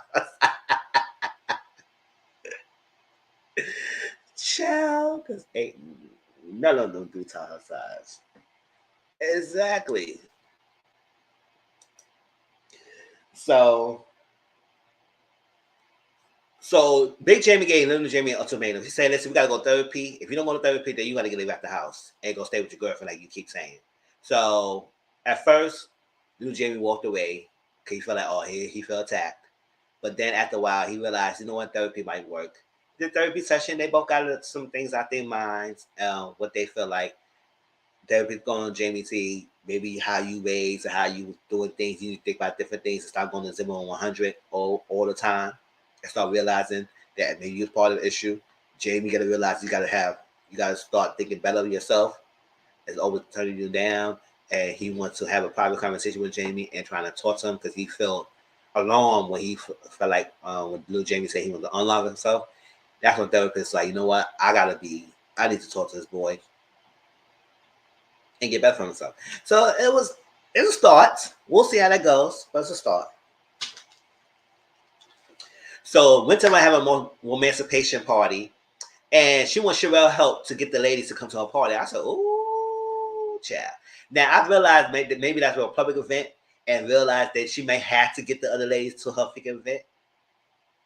All right, so that's why the reason why she needs to get the ladies there. Because I would say I don't understand from me why you need to have Ashley and them there.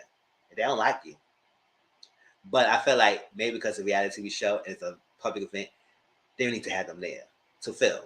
So to film a party and everything. So and then Winter said she don't really care about filming because she's joining it, but I feel like she need to have them there. Cause I said, why did she help to get them there? But I guess whatever.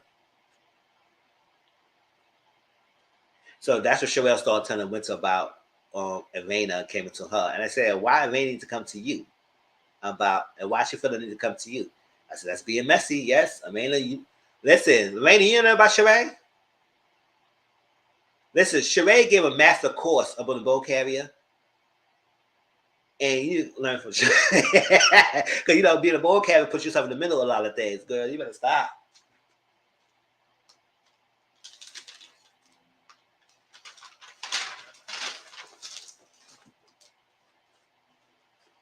Joy met up with Sherelle, and Joy gave her version about what happened. Sherelle was like, I don't like the word shadiness, because Joy said, I didn't use the word shady. I didn't use the word shady. I said, girl, you described the word. Basically, you did say it. No, you didn't say the word, but you described that he was doing some shady business. He was untrustworthy, unethical, on something. You were saying all the words that mean shadiness. So, girl, you was. And you said in the confession that, yes, he was shady. So, stop playing semantics, basically. And but Sherelle was hung on the word itself, shady. I said, Sherelle, you don't know her interaction with Black before you was around, but maybe you thought you did, girl. Cause you was a side piece. But yes, both parties need to be involved. Black needs to be there. So when you had the arena, then the boys had their own thing and the ladies had their own thing. The boys got together and Black shared his side. And that was like, if y'all listen to his storyline, it's kind of similar to what Joy was saying. But it was probably deeper than that. It's probably go deeper than it is. But it's kind of similar to what she said. Two people left the group. You replace it with the two new people that did the tour. Y'all killed the tour. Then when everything's successful, the two old people who left, they want to come back. You had a decision. You made an ultimatum to the group that if they don't come back, then they're going to disband the group. Basically, that's exactly what Joy was saying. You said the same thing.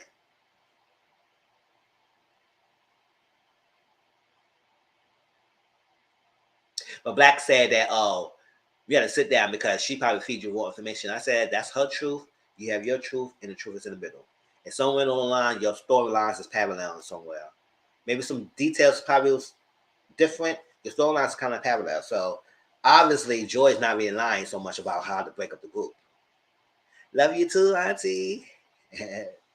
So I can't wait for the sit down so we get to the really bottom of this. And Carlo, don't have us wait till the freaking finale so we get the freaking finalize this freaking storyline. Come on, don't wait till that long. Don't wait that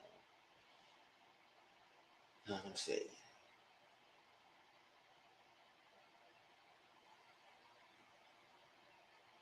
Mm-hmm.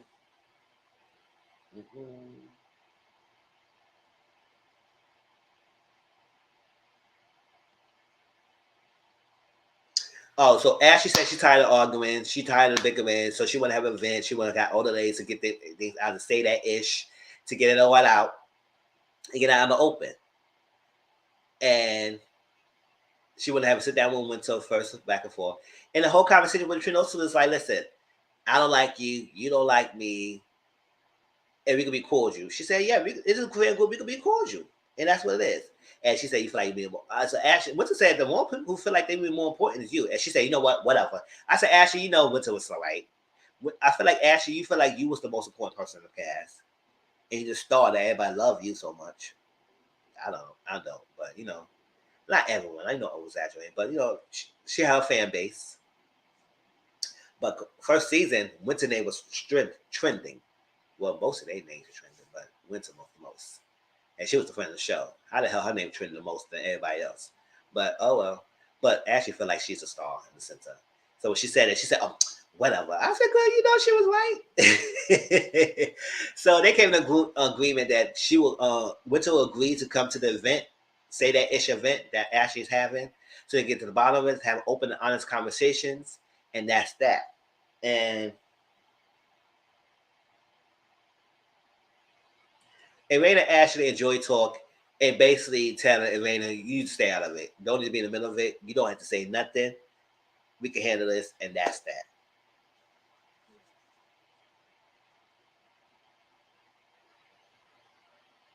And they're both defensive. She said, "Oh, I could tell you were defensive." I said, "Ashley, you were defensive too." She said, "Maybe I am. Maybe I am."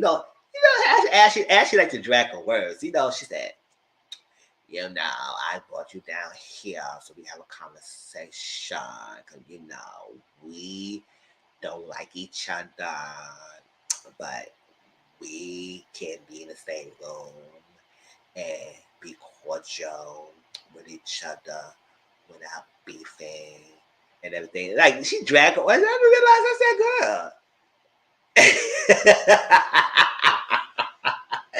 But it's all fun and games. So Raina have a wig collection, and everybody love Raina wigs. I said, okay, whatever. I mean, don't get me wrong. She does slay with her professional looks and her wigs and everything. I said, okay, whatever. I'm not gonna be hating. But I guess she have a wig line coming up. And Joy came through. That's what Joy explained her fears about the wedding. It's not so much about she don't want to get wedding, be married. She just not have a father now. And That's that. But Elena kept asking Joy about this wedding. Every chance I said, Joy, what's going on here? Not Joy, Elena.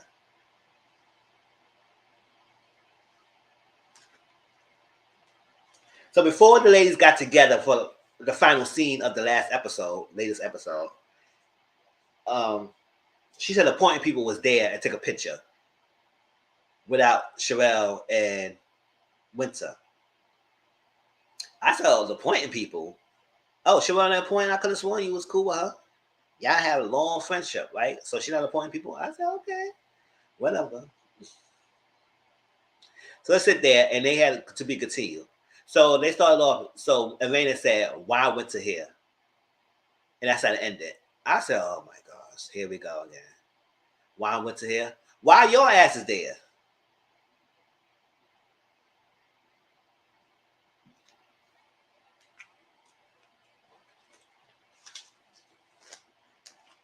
Why your behind is there?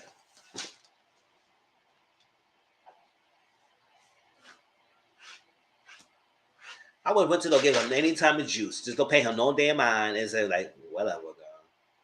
I'm here because I was invited to come be here. You got a problem? Next. I'm here because I was invited to come here. Talk to your friend there.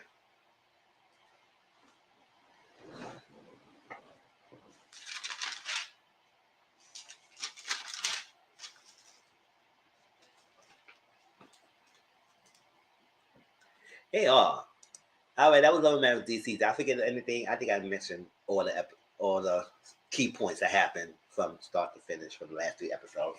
So I'm trying not to make the long breaks again. I will zoom back to the weekly reviews. But that was over man with DC, y'all. Let's get into some of those social media topics and then discuss that. Let me share this first post.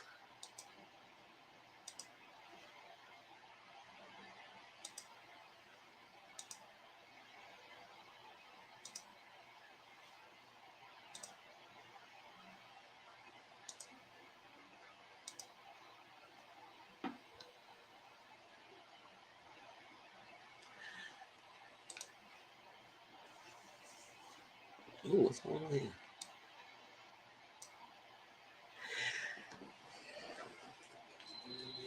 One off, 140.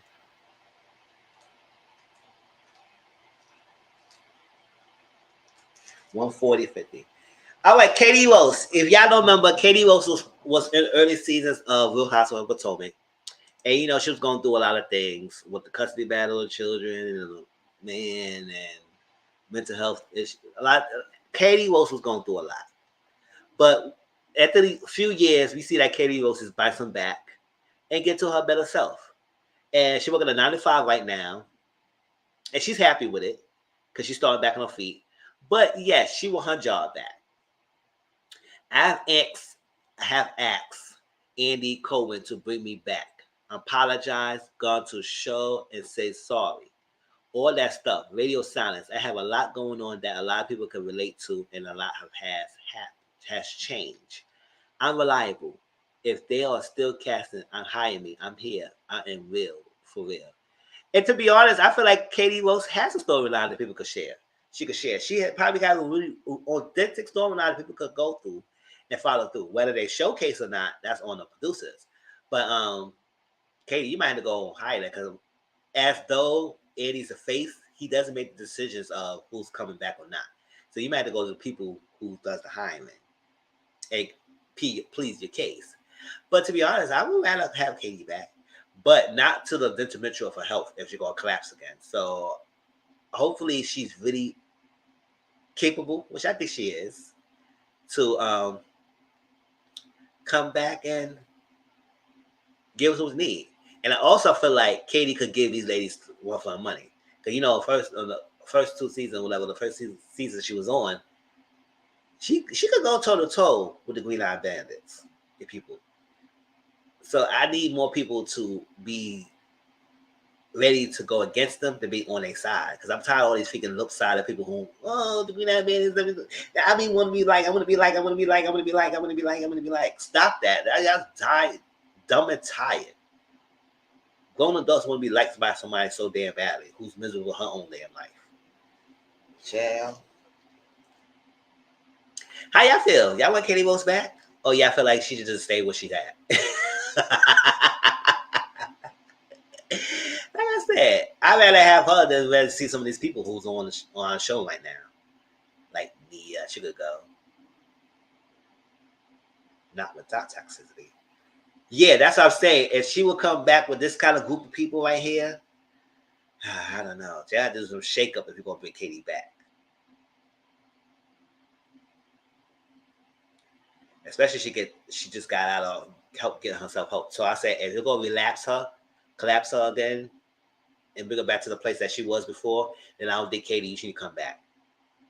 I think you should come out in small doses like you have been doing. Like you show up in little events here and there and see how it is. But for a cast member, I don't know.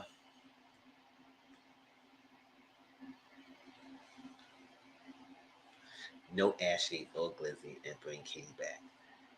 Yes, I could do without. I could do without Chromodome. The fact that Chromodome, I know, I love her. That's what I'm saying. She's the only one of the main people in the early season who gave them the business, and I feel like she will not kiss their behind, and she still does it. So I was like, I would love that she would come back to give them the business.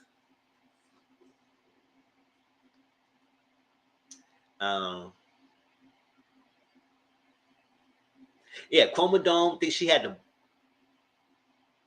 bag secluded and messed that all up. That's why I said she need to write a book of how securing the bag goes wrong. Because I don't know how the hell you flopped all that, girl. All these years and get no alimony, no nothing. It's your daughter Ashley, right? Okay, girl. We're gonna talk about that. We'll talk about that next Monday. Cause child, I can't believe that she said all that. I said, girl, but then again, I was like, you so dumb and dusty anyway. Michael was playing the fiddle and you was act like you was so in love. I love it, Michael. I love the worms. I love the worm sperm. Child. Mm-hmm. You got the worm sperm, right? You got 2 kids out of it. All right, now move on. All right, y'all. So that was Katie Rose. So let me know. Let me know in the chat or the comment section down below how y'all feel about Katie Rose possibly in case she get her job back. I'm gonna share that one next. All right, so next one go read a note that a guy left. It's about we're gonna read a note and I'm gonna share get your opinions about this. Because I saw the Twitter, I was like, oh, okay. Do y'all agree with the guy? Oh, yeah, don't go with him. Let's go ahead and share that real quick. Ooh, what's everybody? Everybody's dropped out. Come back.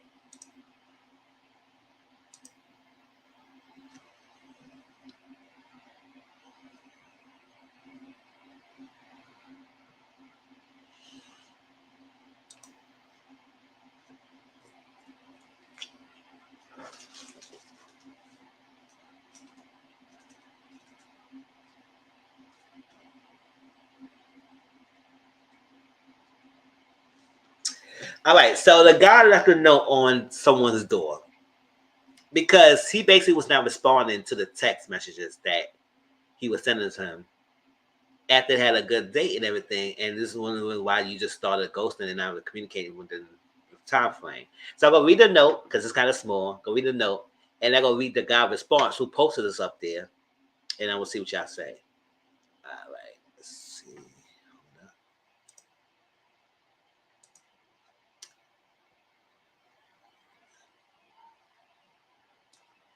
Hey, I want to drop a note instead of shooting you a text again. Had to change pen's case. It was starting to fade because it was starting to fade. What's the deal? If you're not ghosting me, then what are you doing? You haven't responded to that text or voice messages I sent, so I'm a bit confused. On one, and you telling me that you had a good time and definitely want to hang again, but then you, damn, this is mad small. Then you have also not responded or making an effort. It doesn't seem like you're interested in anything, platonic or romantic, which I can be okay with, but I do believe I owe the courtesy of you letting, ooh, yeah, of you left the, or letting me know that if that is the case, if this is your version of honest communication, I don't think we are gonna align. I don't think we're online. I'm hating the mixed signals. It's giving me anxiety and confusing me. I like to get aligned. I hope to hear back from you. In case you don't have my number anymore or feel too free to come up for a cup of tea and some puppy therapy. All right, so this was a response that the guy sent him. Now he said, "Now look how nice I am." That's what he was saying. The guy who posted this up on social media. "Hey, I got your note. I'm sorry I made you anxious and confused.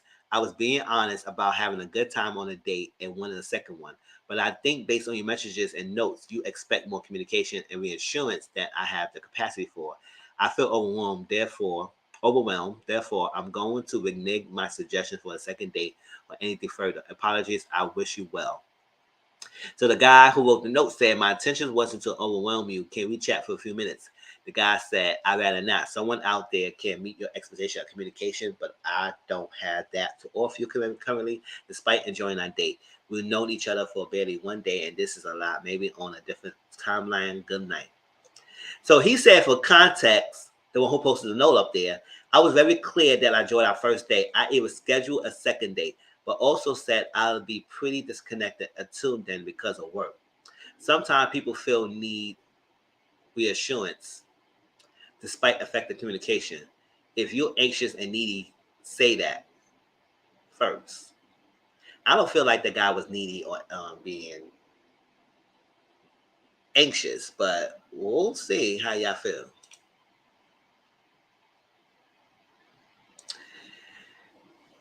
His no response was a response. Yes, I get that. Yeah, some people have that no response. This is a response because it lets you know how they feel. Because if they haven't responded to you, they're giving you a response there as well. But people still need that not ghosted mentality and not feel like ghosted. Just let me know straight up. But a lot of people don't have that. So my bigger thing is that, oh, mind you, they live in the same complex. So that's why he was able to put a note. Because I know people say, "Oh, well, he put a note on his door. That's kind of weird and everything." And I was like, listen, they in the same complex. They went on a date to the point that they was comfortable. I guess they did talk to each other before and everything or stuff like that. That's one thing. My thing is, and I have my issue with people who say they're not a texter or they're not communicating or stuff like that. But how do you hang out? How do you do things? Like, if they don't make no effort. You went on the first date. You had a good time. You had a second date. And stuff like that. And you schedule a date, but don't say nothing. And granted, people are busy. Sometimes I respond back right away. But if I'm interested in you, I will make the effort. And people are busy. And people can't be on the phone. But my thing is, if he had all the time in the world to take out of your business schedule to post this on social media, then you had time to text back those 4 days. So I get people are busy and get that. But if you interested in a person and you want to do more things and you want to just like that, what can you do? Like, if you are a busy person, then you need to start taking control and reining things and letting things set in motions. Because I had someone like that before. Like, I was making always the effort. And the fact that despite the way you telling me that you like me, you want to dream, be me, all that stuff like that, all that stuff, you making no effort. And they're always using, I'm busy, I'm busy. I said, I get it, you busy. And I'm not hounding for you. Some days I won't text you because I know how busy you are. But I get no communication, no response, no nothing, all that stuff. So I feel like if he scheduled a date, right? At least communicate every now and then. You don't have to communicate every day, but the fact that you don't respond to anything and then you took the time to respond back to after you got a note, saying to me that you wasn't really feeling that much. To me, I mean, you say you had a good first date and you scheduled a second date. But you said a vague statement by, oh, what he said? That's a vague statement. That statement was kind of vague. I've been disconnected due to something. I said that's kind of vague. Okay.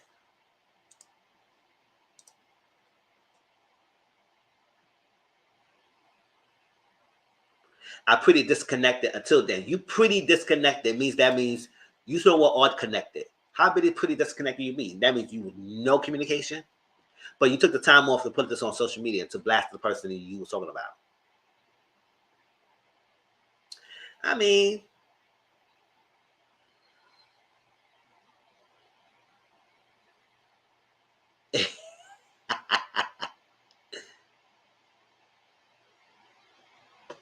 yeah, I don't need to hear from you every day, but I feel like if people who say they too busy, they can't do it, communicate or stuff like that, they make the effort to say, listen, just a date, we're gonna arrange this date and everything. And if you had to renege on it, let me know. It's like that, and put the balls on your court. But every now and then, you do have to text or something like that. Say how you doing, whatever thing. Checking in. I'm still busy, like that. Whatever. Our date is still on. Control the reins, but I feel like if you go control the reins, then it's on your board in your court, and then I don't have no control of anything else. Other words, and I have to just go ride on how you feel, and then nothing gonna go move forward because it's on your pace. But also on the show, I feel like him in the note wasn't weird.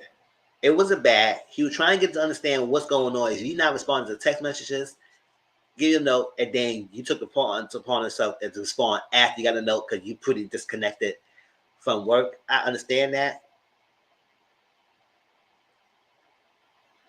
But within 4 days, despite how busy people are on their phones.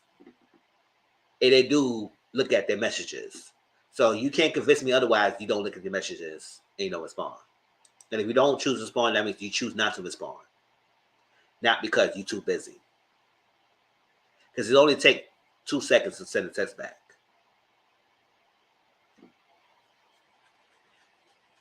And I'm busy to myself too. I work 5 days a week, and my work schedule is not a normal 9 to 5.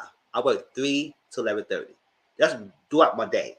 So if I'm interested in someone, I got to make the time to see them on my days off, or late nights, or early mornings, and I make it work.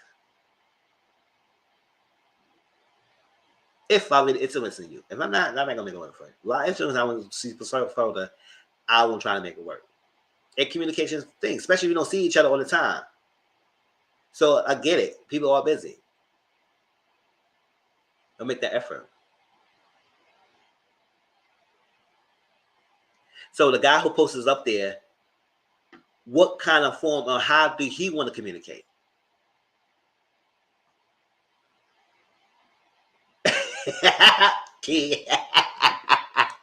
I'm always the one breaking dates and not texting back. I get busy.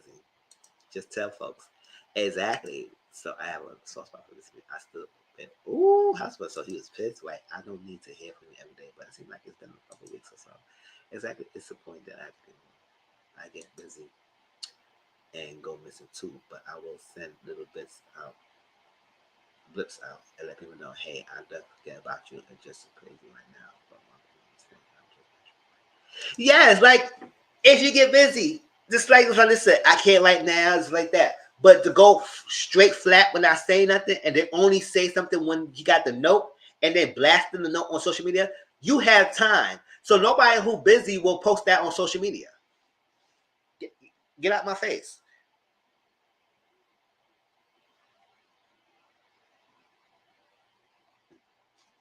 You find time then, but you didn't have no time to text us. Shoot a text back and see what's going on to make the person feel at least okay. Hey, Brittany Boo, what's up? We missing you, but I know you coming through. I'm late, so I missed it. But judging by the comments, I'm dealing with this now. Ooh, child. Okay, at least you make a commitment, and you want the bay now. So it's not like you join, but it's like that. Don't be wrong. I'm not. Don't get me wrong. I do understand people who not always on the phone like that, who not good texters and you can communicate on the phone like that, but you meet them in person, they talk your ear off the storm. There were people like that. That person I was dealing with before was like that. Now we're the phone person. But when we meet, we good. But make the effort. They set a date, keep the date. If you have to change, let me know. Communicate every now and then. But just straight cold turkey like that, that's detrimental, especially if you influence a person. Now, it's one thing you're not into the person.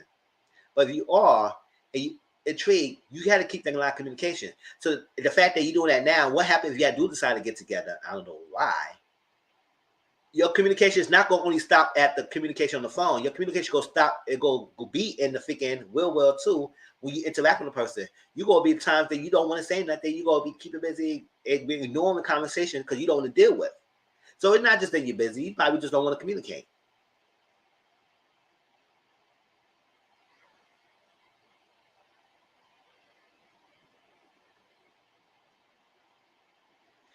Yeah, we out when we out, and don't make a date. You made a date, and then he realized, like, okay, the date is coming up. I'm not here for you. What's up? That's what I'm thinking. And you was just straight and no, I'm pretty disconnected. That's very vague. That means you're not too disconnected. Because if you was really disconnected, say, I'm not gonna be on my phone a couple of days. You can let that person know.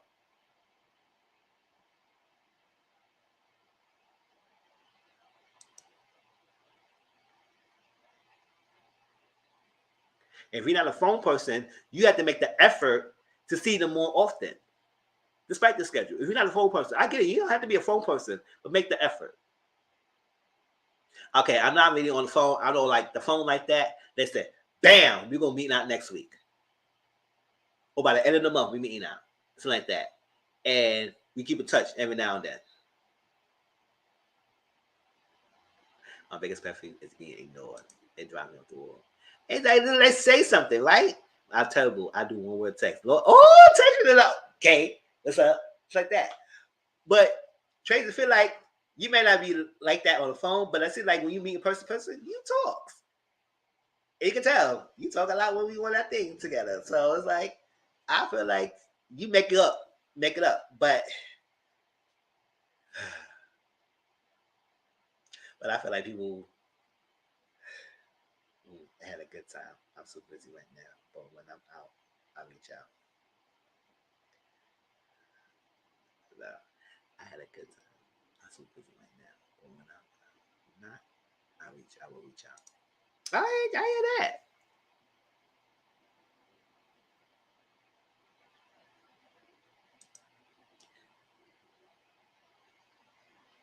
Exactly. Something along the line of the people know that what's up.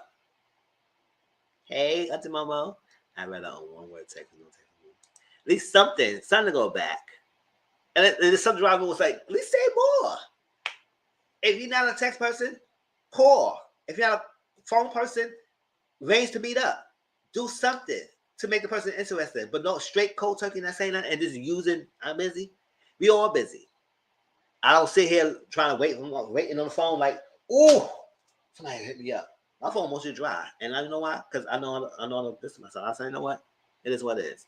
I ain't gonna always be reaching out to people all the time and they on this, don't want to respond back and stuff like that. It is what it is. And they're not even my boyfriend, so I don't really give a damn. Trying to see how they doing all the time. It is what it is.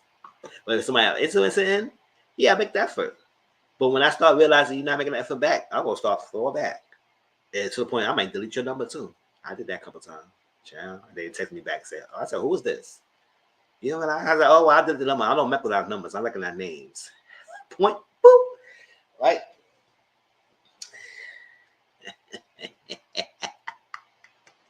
I recognize names, not numbers. So I don't know whose numbers is. I don't memorize your number.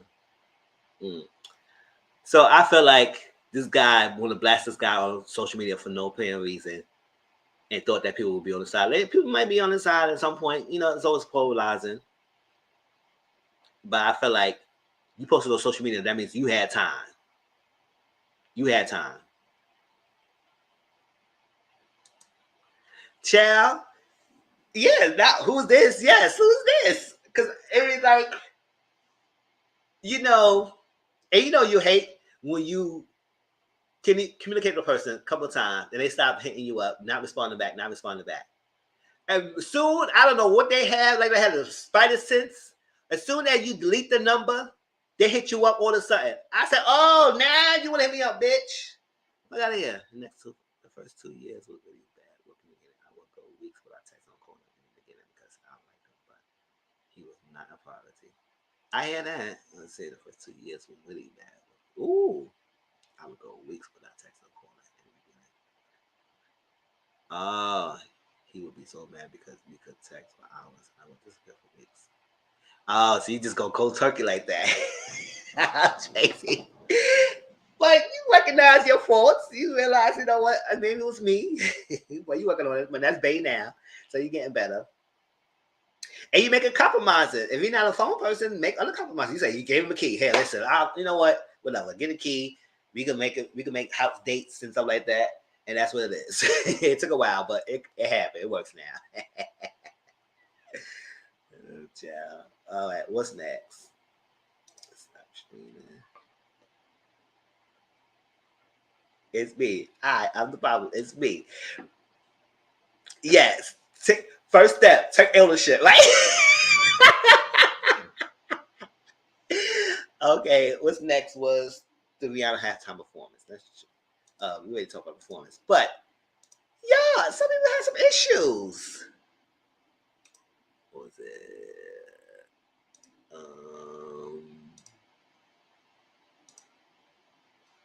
Okay. I'm not playing the video, y'all, because you know YouTube will be funny with the video. But y'all, Rihanna halftime performance was like 11 days ago, and people saying that her figure performance was pornographic. I said pornographic. What the hell y'all talking about? Now, it's one thing with the red and white, the colors, but pornographic? I don't see that. She barely was moving nothing. So what the hell did she was pornographic about? But okay. Neighbors, Rihanna is catching. Oh, hold up the time.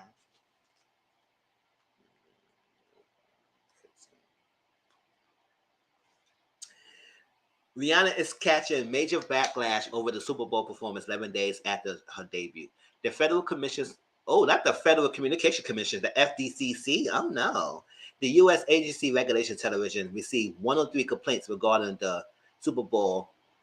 103 complaints. Imagine all the people who watch the Super Bowl, you get 103 complaints, but you want to write this as a report. Okay. And almost every single one was about the work singer highly anticipated performance, according to TMZ. Ooh, what was it?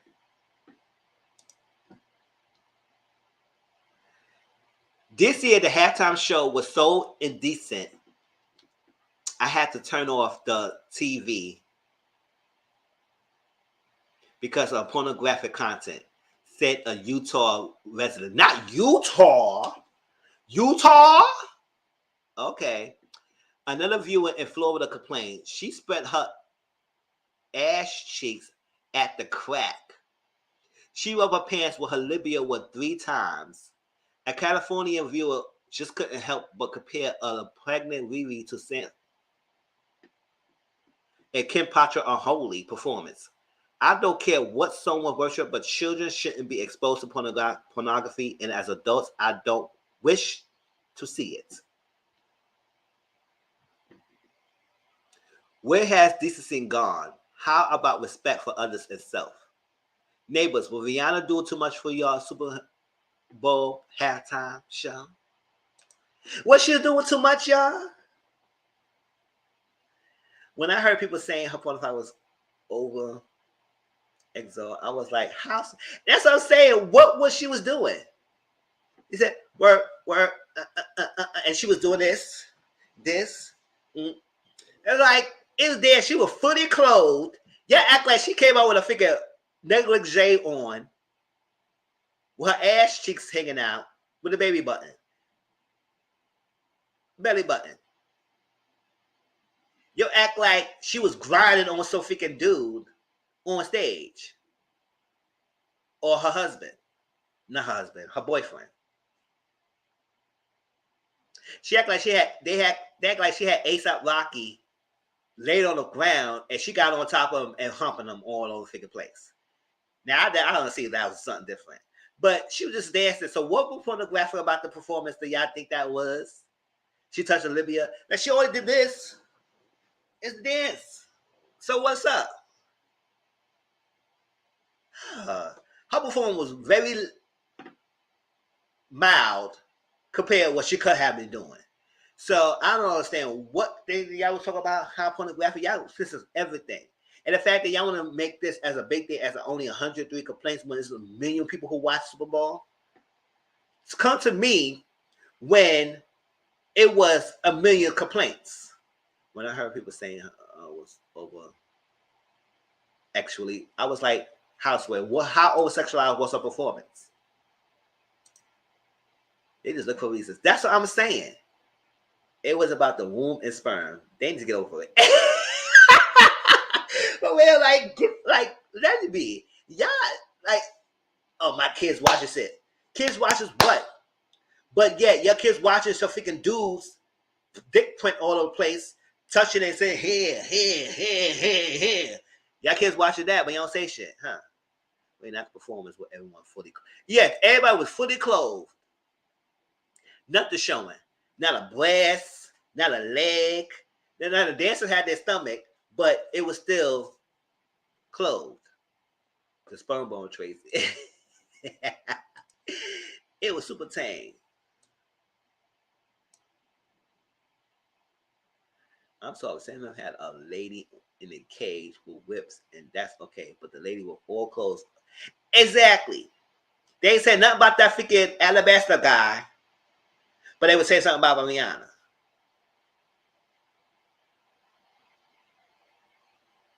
And then he wanted to make a statement, trash bags and everything. I said, you was unoriginal. Yeah, all that people were saying. Yeah, a lot of people saying it was boring. It wasn't all that. I was like, it wasn't the best, but it was a horrible, it was okay performance. But yeah, she was pornographic. I said the way pornographic to me, I would have to see her bust a split on the figure ASAP Rocky. And then I'll see something. I would have to see her bust a split. Or out. For being pornographic. And then you had to cut the TV screen off. And then again, I would keep watching. I ain't took another. I would keep watching. I said, you better go ahead, girl. You better bust that split. You better bust that split. Chill. You better bust it wide open. Give us something why you got that baby number 2. And according to her, she want more children. So it's not going to stop at baby number 2. Shoot. Well, you better bust that split. It was nothing showing. She would clothe wet latex outfit. That's what she had on. Where's the nipples? Exactly. None of that. But it was pornographic. Okay, whatever. Not my porn. Shoot, the porn I like to watch, it's something more than that.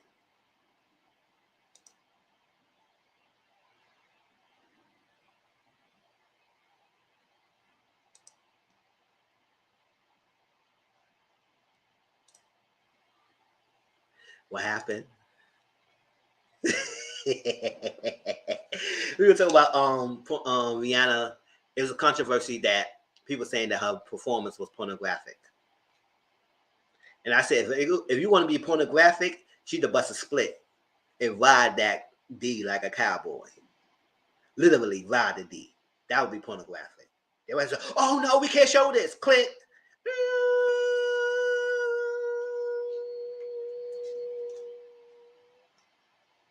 Everybody said, what happened? You know about to happen. That was pornographic. Now that was pornographic, but it wasn't. Well, okay. All right, let's listen to another controversy. Ciara's new song coming out soon for the girls. Oh, for the girls are mad. The girls are miserable. Exactly. Nothing was sexy. She was basically standing and singing most of her songs. The one who had the most entertainment was the sign language person. And she get a lot of notoriety now. They were picking her up on social media. I said, go ahead, girl, you better get your accolades. You gonna get some deals.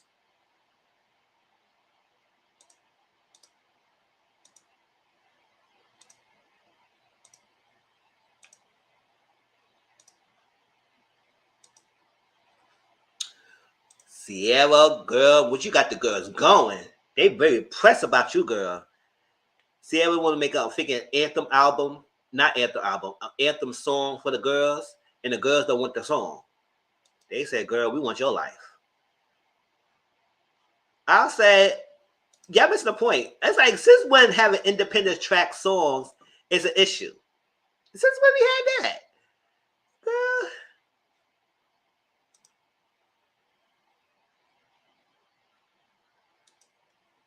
I didn't listen to a song yet. I don't even know if it's out yet. If it's out yet, I will listen to it later on.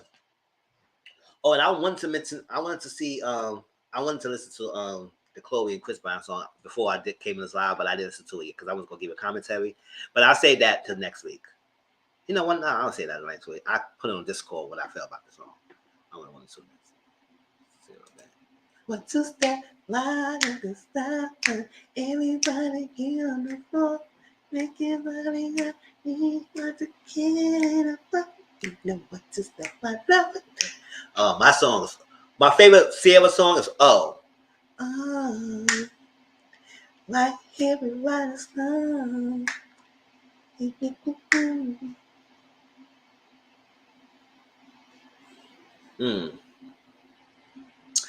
Yeah, so I was like, all right, so I'm not gonna play the audio because I'm playing the audio, but let's see what they're saying. They say this is for the girls who don't need a man. This is for the girls who got the worth. This is the girls who got the money. This is the girls who are independent and all that stuff like that. And people are mad.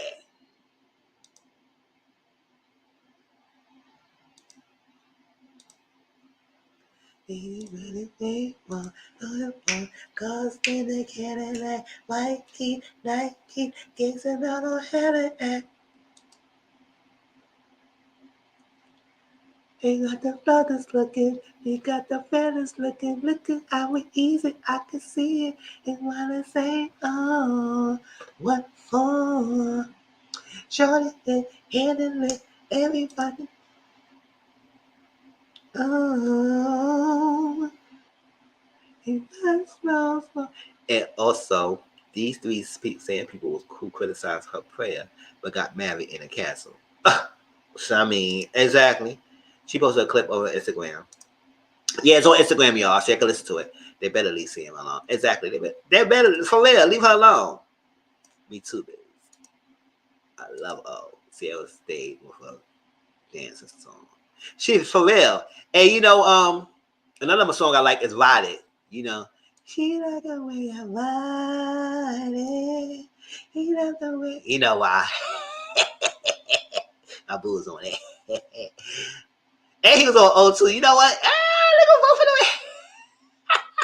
I want to be on Puss. I want to be a princess. I say. Ciara prayer and absolutely bumble. And Ciara always got a bop. She always got a good bop. Why they mad?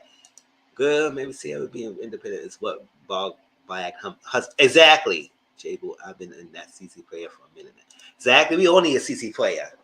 Child, but prayer without work is nothing. We got to do something. But we all need that prayer. Man fall our lap. She said this is for the girls who independent. She said this is what some people saying. This is for the girls who don't need a man. Meanwhile, you have a whole husband that worth millions. Your wealth with him equals billions. Stop pushing this toxic narrative in our communities. Push generational wealth. Black women don't listen to CC on this one. Girl, you mad. You mad. You mad. What is she pushing? What is she pushing? This is for the girls who don't need a man. This is for the girls who don't need a man. And Ciara don't need a man either. She just happened to have a husband who loved her. She didn't need the man. She could have been fine all by herself. That's what she's trying to get y'all to understand, that you don't need the aspect of a man. Just not the back in the 50s where you do need the aspect of a man who needs to work because the woman was not working. Now women working and making money for themselves and doing things, they don't need a man. That's the issue. Need versus want. You need to go back to school. What's the difference? Need is something you need. It's necessity to live with. A need is something you had to live with. You don't need to live with a man to be independent, to be for yourself, to live a comfortable life, to have your own wealth for your kids if you decide to have one. So the fact that she's able to have a husband doesn't mean that she's not independent. So stop that. Let's move on with what other people saying.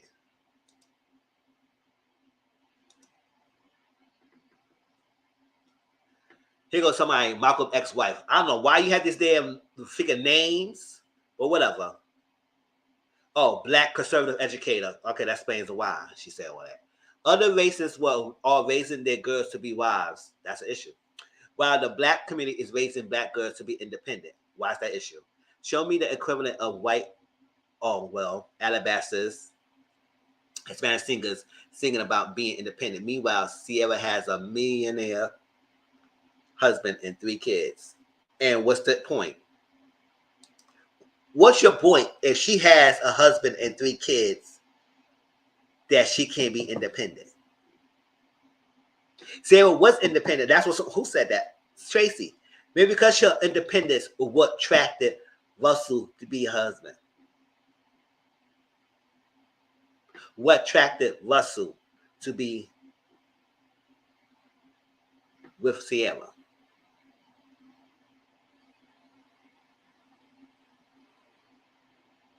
In all cultures, the way girls to be wives, it's only set as precedents that their value is only worth if they become a wife. Nothing else. So for you to say all that, you're not saying nothing, girl. And every community want the woman, some shape or form, be a wife. So it's not just that. I gotta go, but I'll hop on later when I can. Okay, boo.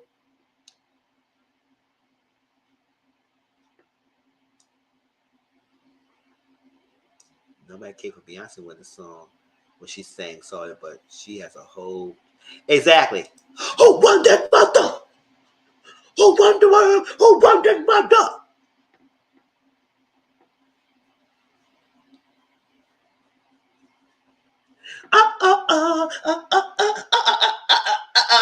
Y'all know what she was saying, but there was no slack for that to me. But I'm not mad at that. That's too much smoke. Yeah, no, her old songs was better hitting than her new ones. And I'll probably be out. Now, Tracy, you said something earlier, and I missed it. What did you say? The City Girls. What was the City Girls?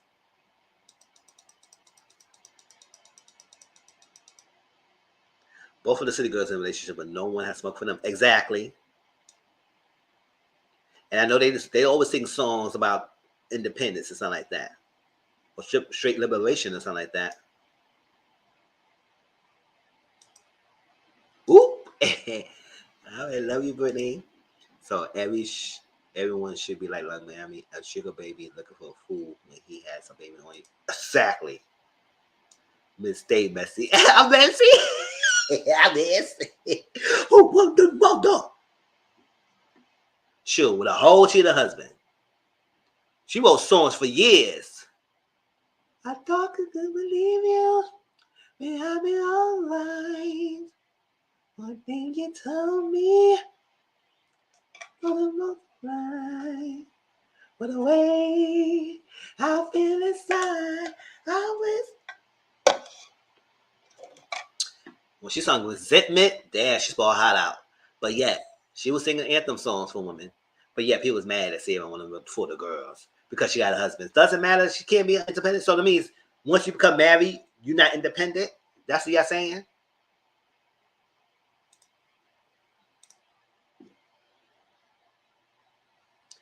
So what's the point in raising girls to be wives for a community that refuses to raise boys to be husbands? Exactly. But boys are easy. You remember the hashtag, but boys are easy? Why are we raising them to be wives, but you don't raise the husband to be the same?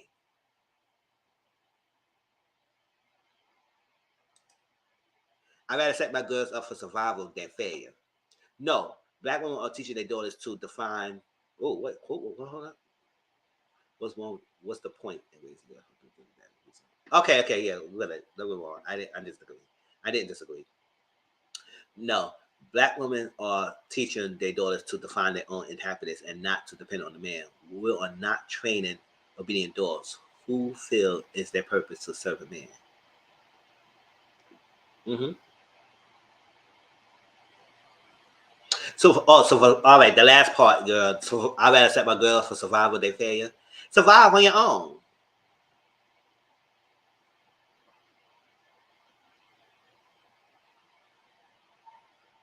Exactly. So I didn't disagree. Her statement didn't make sense. And I don't know what she said no to. Maybe it was, I don't know what no for that. But being independent does not mean being single. Exactly. Exactly. Everybody make it. I don't understand when people come up with these words. They make it different words. People feel like being independent means she's single and independent women are single women. No, independent women are women who independent on their own and don't need a man. Even if they do have a counterpart. It enhances, not a need. Being independent means I'm single, I'm independent man myself. If I do have a person next to me, doesn't mean I can't be independent. Being single, it means being able to take care of your damn self without having to need your partner. They become something that enhances your life, not what your life revolves around. Exactly. So we should be all to live like Tisha, living in the attic with movies. We're also going exactly. Oh, I never got any proof that he did something to me. But yeah, I found a text message saying he has some ass. Oh, I forgot one time I started with the girls. I go back to it later on. Let me do it. All right, we're gonna end it with the 6 brown chicks. Do that real quickly. Let me get out of here. Oh, not really quickly. We just gonna get to the good because it's been so while we did that 4 o'clock thing. But yeah, leave us here thing alone. I lost out. Why everybody was so mad about the song? Let the song come out first before y'all even damp it. And the fact that it goes so miserable because y'all think about her independent life because she's married, she's still independent. And she's making the song to uplifting people. And why are people being so critical of a lot of these songs? These people make artists, these artists who make songs for entertainment purposes, not meaning it's reflecting on their lives. Not reflecting on their lives. Some people write songs, like J Dell said, Beyonce had a whole cheating husband for 6+ years. She'll make songs about it, and she'll also make songs of uplifting things. Until he confirmed that he did what she said in her song. He confirmed that in his song. So, are they still together? If y'all saw that clip, it was so funny. I want to thank my beautiful husband. And they started laughing. Oh my god, that was hilarious. That was on TikTok. But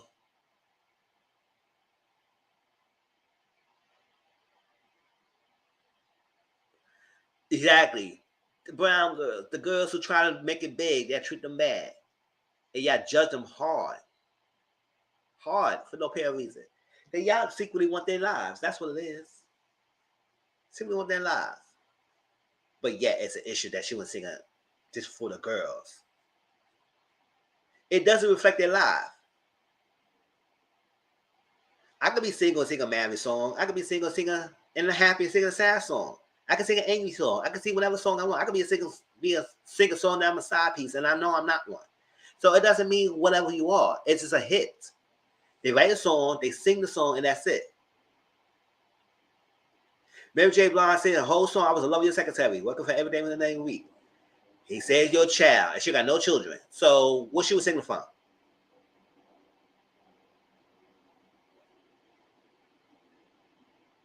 Now, lovely secretary could be about her old past relationships. But it will really mess me up.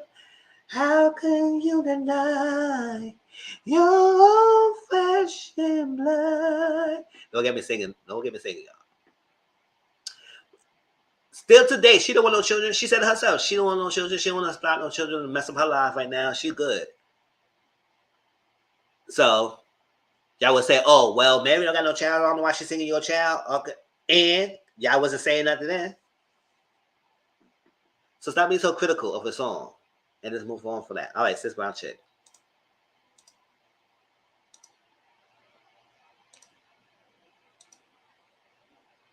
Yeah, fresh up. He says a real woman Wanna do is all in the phone. And girlfriend, she wasn't disrespectful. In fact, she was 100% sure. And I can argue with. Oh, Sal, don't get it started, y'all.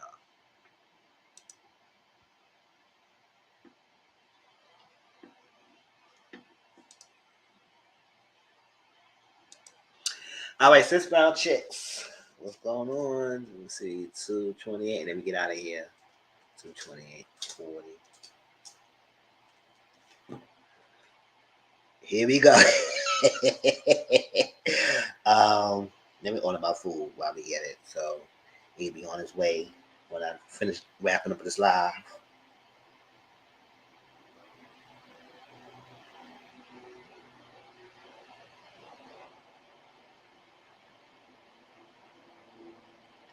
There can never be any more.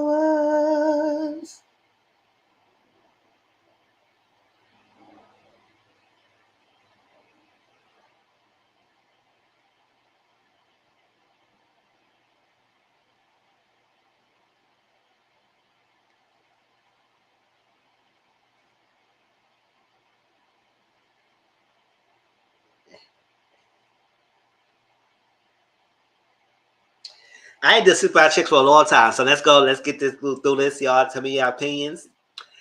I slept with my freaky fave one last time before I got married 2 years ago. I ghosted her and went on with my life, new life. She found out I got married and posted about how I gave her herpes. Maybe I did, and that's when my kid was born blind. True, is that's karma? How to fix it? I mean, she big herself too much power. Ain't no karma that your baby was born blind, and I don't know why she would make that it's assumption that your baby was born blind because it was your karma for ditching her. She, all right, you shouldn't be cheating. But then again, why are you giving a lot of people some huggers? Like, maybe I did. Like, he says nonchalantly that maybe I did. He or she, whoever this person is. Nonchalantly, I said, okay, maybe I did. I said, girl, you get yourself checked out?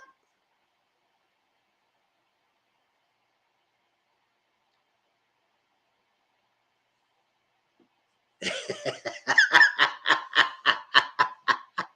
was like, maybe I did.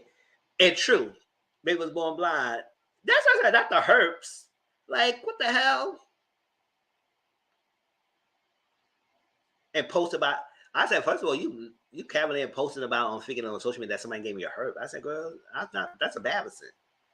That lets you know you slept with someone unprotected who possibly gave you herp, and then you want to be mad because they move on their life. Child, I wouldn't want that back anyway. You possibly give me a herp, and I want to blast you out. Just get out of my face. And that's karma. No, I don't think it's karma because she started to cheat. He got with you before I got married 2 years ago, and you ghosted her. Now you should have had ghosted her, but I don't think it's a karma. And I don't know why you putting that on the baby. It's a no. Stop it. Now it would have been karma if he got herpes for someone. Now that's karma, but not for the baby. Exactly. Here we go. Lord, Lord, Lord. You're cute. Twin your doorstairs. Yeah, my food is coming, y'all. What you getting? Oh, I get a honey glazed salmon with collard greens and sweet plantains. That is my Sunday dinner. Yes, you better have a drink from the piano. Oh, not better. You better have a drink. Yes, freaking Fave. What a minute, child. Wow. What the wife have? That's what I'm saying. Will the wife have it too and pass it on to the wife who gave birth? The baby in blown had nothing to do with you, girl. So you can have all that power for what? But it made me laugh when he said, maybe I did. I said, boy, did. Then you willingly just spread around giving it to some people. You better get yourself checked out.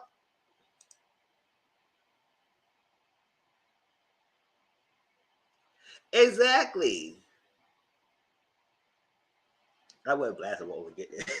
Over again. I wasn't blasting over again. That's what I'm saying. And find out. and posted about how I gave her herpes and that my kid was. I said, girl, you had to mention the kid. Now you should have got slapped for that. That's the problem.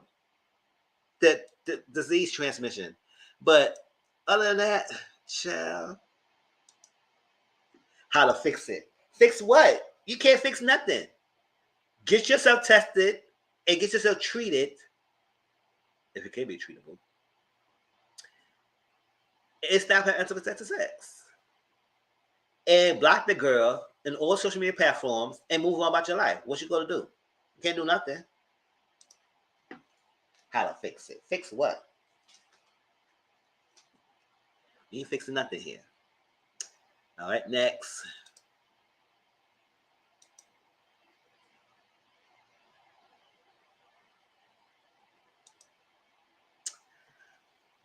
Punch holes in my wall after I caught him in a very compromising position with the guy he games with. Child, you be careful with the boys. Him, I dropped the controller and was picking it up when you walked in, and I don't know how his pants were unzipped. You know his pants was unzipped. Don't you want to go? You didn't drop the controller and then you just woke up and then you said how his pants got unzipped. Boy, that's no fucking dumbass shit I ever heard. He won't leave. I got nowhere to go. Oh, he got squatter rights? A check. You know how many people don't want to leave your house? First of all, you got nowhere to go. Why the hell you punching holes in your own damn wall? If he want to be in a compromising position, go with. He don't want to leave. No, you better leave with that goal you was gawking for, child.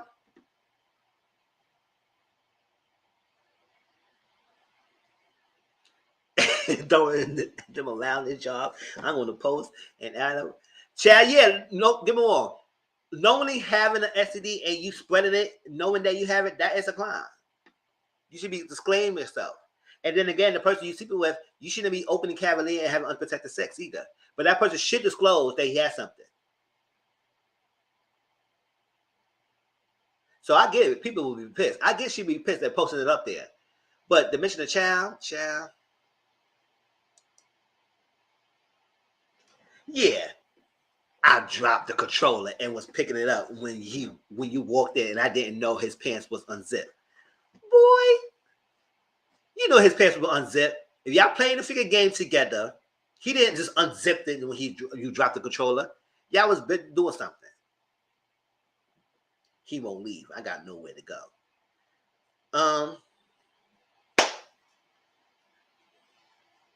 Maybe bring a man in the house and fuck his brains out or something like that. I don't know. He may got some. Y'all know, y'all were telling me last time, a couple weeks ago, people got squatter rights. So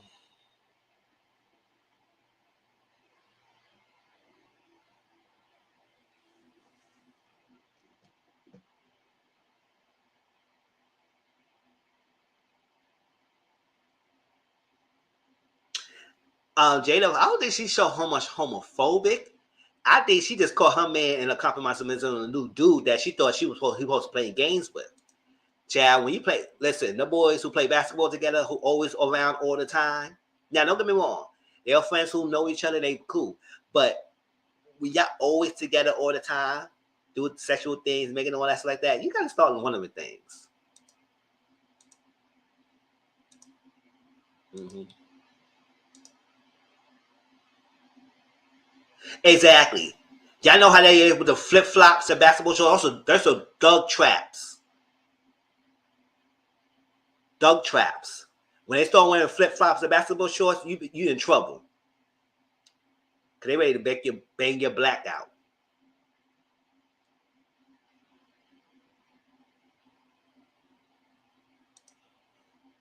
He may have had basketball shorts for easy access. Ain't no damn way, boy. Exactly. Not find the joystick. He found a joystick alike. He dropped a controller and hopped on a controller. Child. And that's how it usually starts with the games. Not how it usually starts, but well, guys who like to play games together, they smoke, they play games together, they get all hard, think about things, and then nobody around, who they have around next to the person, either they freaking or they jerking off together. Something gonna be bound to happen. Because boy oh boy, when boys get hard, they like to touch themselves, they like to rub it out and jerk it off. Beg your black out.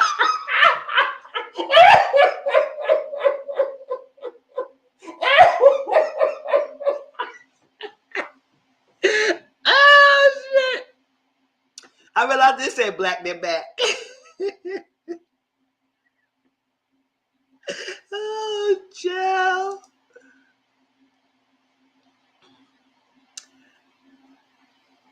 I don't know. First of all, don't punch your walls anymore. I don't know. Get in the deal and have a little threesome going on with the person, or he would have to find a way, or pack his bags disrespectfully, send it to that freaking guy's house he was sleeping with, or he was doing something with. I didn't know his pants were unzipped. Girl, you must have. His pants was already unzipped when I was playing the game. And don't act like he just said, oh, he just been down. And you have to hear the zipper going down, right? Zipper's not freaking quiet. He just happened to unzip his pants when you walked in. All right, delusions you trying to tell people.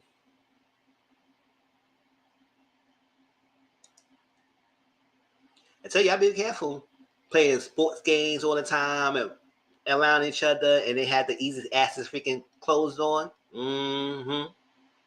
Trust me, when they're horny enough, they do something. Trust me.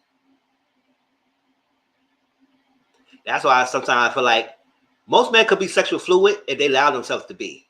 But they do just too, ooh, you touching me, you touching me. You're so tight, shut up. Get out of face.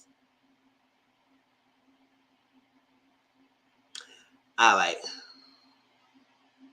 But then again, she don't need no man who want to be in a compromising position. That's what she don't want. She don't need to have that. So, whoever that guy is, girl trying to figure something out. If he don't want to leave, you better tax that ass and don't give him nothing. What's your advice for that girl? Because I don't got no advice. I don't know what to tell him. My man cheated and I put him out. But he texted the most beautiful apology about loving me and I took him back and got pregnant. Then he cheated again. Me. How can you text about love and still cheat him? ChatGPT didn't write or mean it. Bots and prayers. I'm sick. Ooh, not the bot. Not a bot, girl. Not bots and prayers. Oh, blame it on the bot. So the bot wrote her whole nice little text. And she fell for it and got pregnant. I said, girl, you should have fell for it and got pregnant that quickly with somebody who just sent a text. Apology text. And that was enough for you to figure. That's enough for you to get pregnant, girl. And he cheated. Like, you should have waited a while and figured out that was authentic. He didn't apologize that good quickly. They don't really care. Most men who got ChatGPT, yes, that's a freaking bot. A generated stuff, girl. It's a new low. And he said he didn't mean it.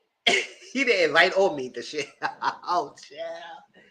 And now I'm sick. Help. I don't know. You should have got her pregnant.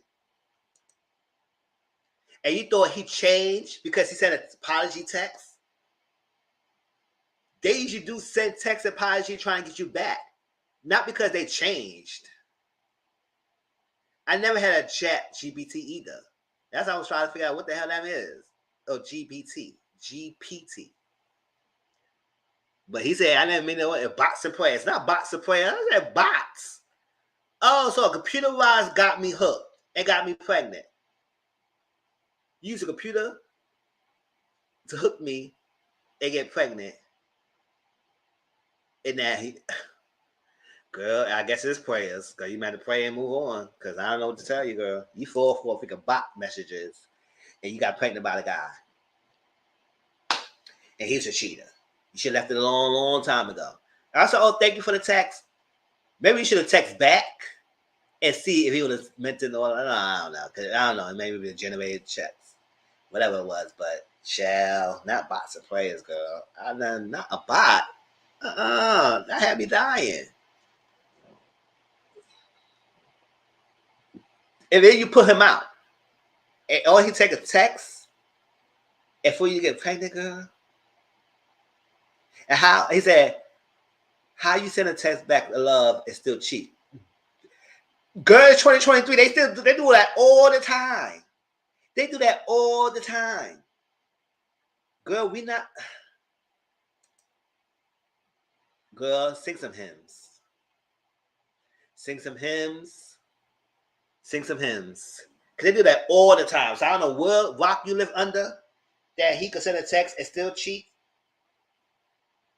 He sent a text. He sent a text. He was sorry. He sent a text that he probably felt like it was good in your end, and he probably get back in your good graces so he could get what he need to get from you, and still cheat on you.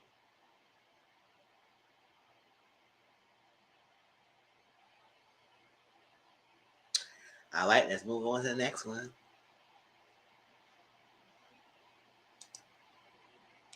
We're almost done, y'all. Almost done, y'all. Valentine's Day, I spent my check on a motel room for my girlfriend. Not spend your check on the motel room. Oh, how much is your check? Oh my gosh. Her husband tracked her car and caught her with me. He told me, "Oh, you thought you were the special knit." Oh. Then she got dressed and went home with him. Left me broke, naked, and alone. I need revenge. Help. After revenge, find out why the hell you spending your check on a freaking motel room. I don't know what to tell you that. What the hell you working at? You think she's... And first of all, why the fuck she want to get fucked with you in a hotel room and leave her husband? Oh, yeah, she went to broke dick. After revenge, you spend your whole check on a motel room. So you better find out when you upgrade your damn self. And mind you, you should know this 2023. People don't leave their husbands and their wives just for the side pieces. They get it good. And then the guy came in. He said, "You thought you was that nigga." I said, "God, you thought you was that nigga because she cheated on you?" Child, none of y'all's the nigga. But yes, she moved on. She got with him because she had more money. She was gonna mess up her freaking household because she was like, "You spend your whole check on the motel room. Upgrade your damn work experience, not the whole paycheck." That's what I'm saying. You got bigger regards than a big revenge. After revenge, you don't need a revenge. Work harder. So you had to spend your whole check in a freaking motel room. And he even said hotel. He said motel.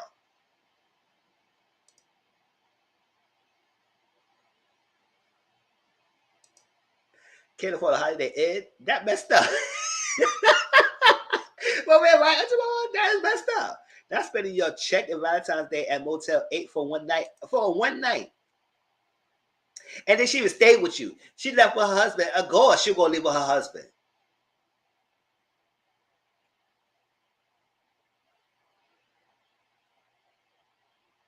You better than me. Ain't nobody leaving till somebody eat this. Damn. Check. And you didn't even get the night because he caught her with me. He tracked the car and caught her with me. Well, he better than me. Ain't nobody leaving this unless I eat this damn hot pocket. Yeah, you better eat something.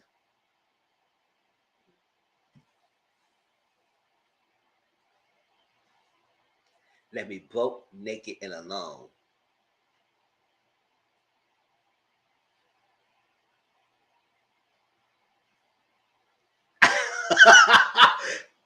Nobody leaving till I get what I came to get. For real. For real. He would got gut. He would probably got whole gangster on him. You broke, naked, and alone. You spent your money on a freaking check in the motel room. You not alone. You could find another random chick that's freaking freaked for the night. Child, it's Valentine's Day. It's some lonely girl who's like, "Oh, I want a man, I want a man, I want a man, I want a man." Good. Walk out, go to somewhere close by who probably need a man for the night, and you can freak that person there right there in your motel room. Child, you not freaking alone. You need no revenge. You better upgrade your lifestyle.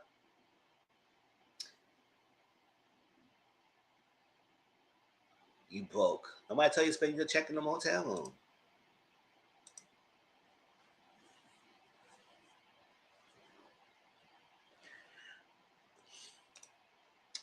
I told my husband of 4 years it was okay for his mom to stay with her until she get back on her feet. Mm-hmm. Whatever. She's an angry drunk and tried to strangle me with my extension braids because I ate the last of the macaroni I cooked. He says if she goes, he go with her. Help. Goodbye. Boop. What do you need help for? It seems like an easy answer. What do you need help for? Pack their bags disrespectfully.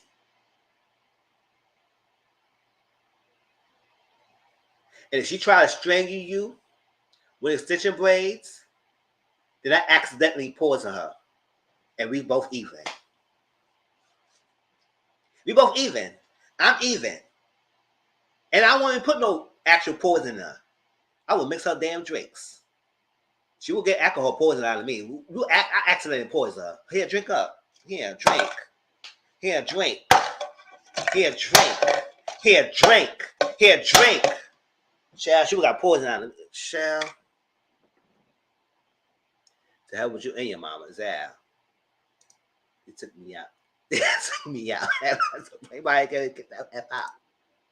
Oh, well. Shoot, she like to be a drunk? Oh, she would be drunk. He said, when my mother passed out, I don't know. I just went to the store and I gave her some strong. She told me to get a bottle. I got some bottle, but you know.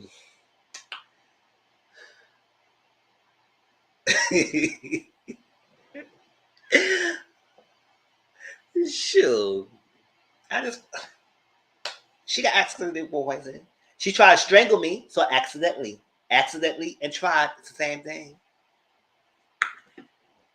And why she tried to strangle me with a section break? Because she ate you ate the last macaroni, girl. You could have make your own damn macaroni.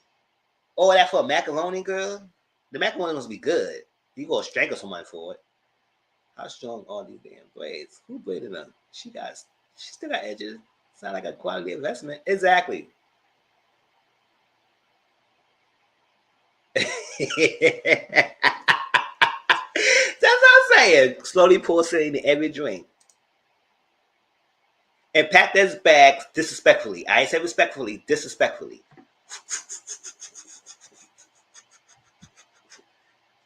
Boop. Get out. If she goes, I go with her. Goodbye. You say nothing about the word. Oh, so exactly. So they both get in a place together, or they do need separate police escorts. Because someone gonna be in handcuffs. She trying to strangle me, my freaking braids. Then she'll be taking her last drink accidentally.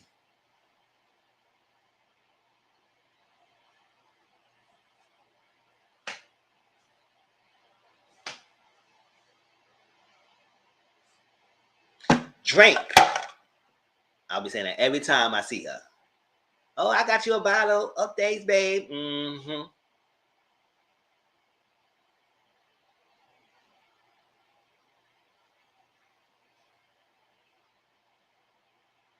They sugar, you didn't have to. I said I didn't have to, but I wanted to. I wanted to, girl. You'll get this drink. Try to strangle me. We're gonna see what happens. Y'all will see what's 10 o'clock news. For real. Because I ate the last macaroni. Girl, bye. My crazy ex who never returned my keys. Smiling handcuffs. You smiling your picture?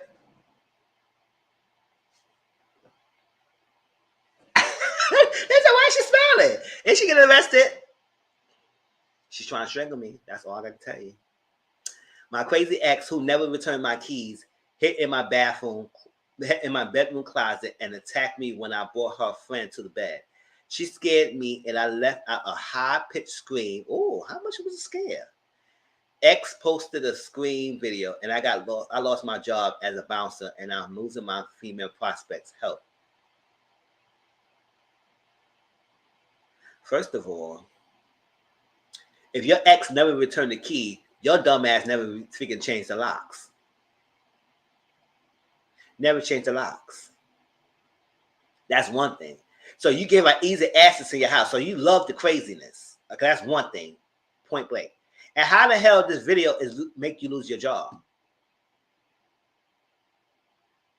And why your job is so hell bent of want to fire you because you scream. Everybody scream. Chad, let me see a snake. I would scream my damn self. Ah! Chad, and I would lose my job.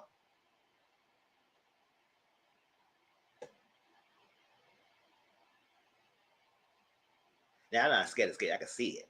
But don't let them come near me, good. Chad.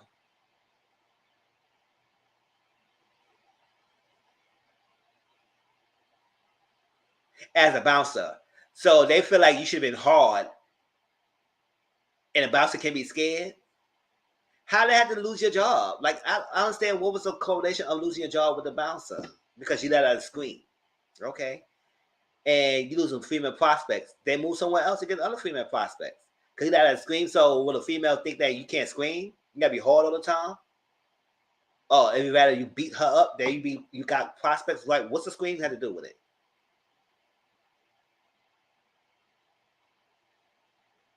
For real. Exactly. Why they terminate you from a scream? And it had nothing to do with the job itself.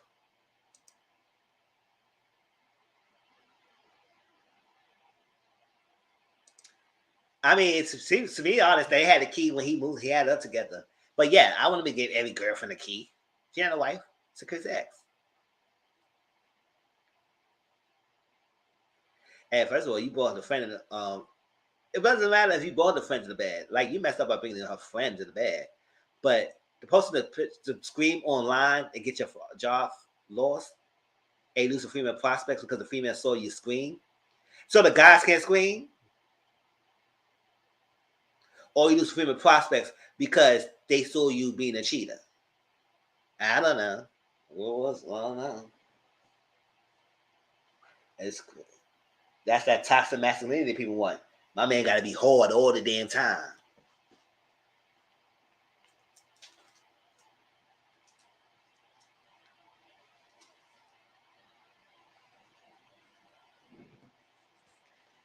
Oh, that was good, y'all. That was his fine checks. This was a funny Renaissance, funny, interesting group of six. Cause every now and then they release some things that was like boring. I want to see the footage. That's what I said. I want to see the footage. How I picture the scream that he had to lose prospects. They go to another state and get another few prospects. Child. Now, if he was good, listen. If he was, maybe she was. I don't know. If she was a crazy ex, maybe she loved your crazy ass. Your behind. Maybe she didn't want to lose that and never get back the key. Child.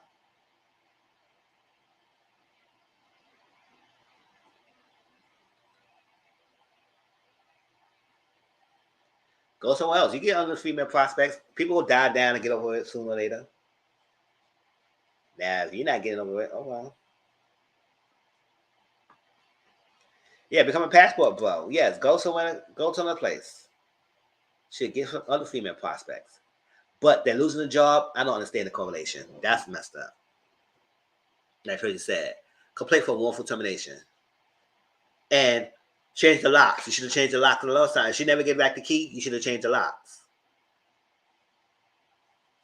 Being that crazy hiding in the closet is the way for you to scream.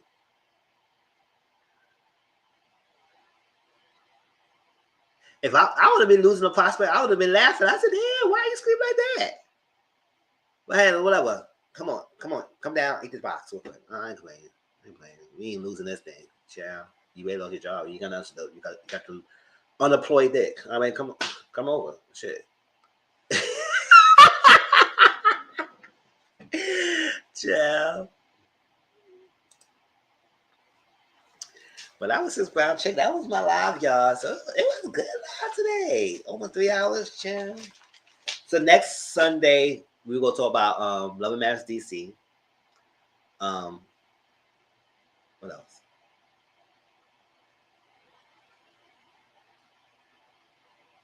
Accused, the next episode of Accused. Love and Master DC, the next episode of Accused.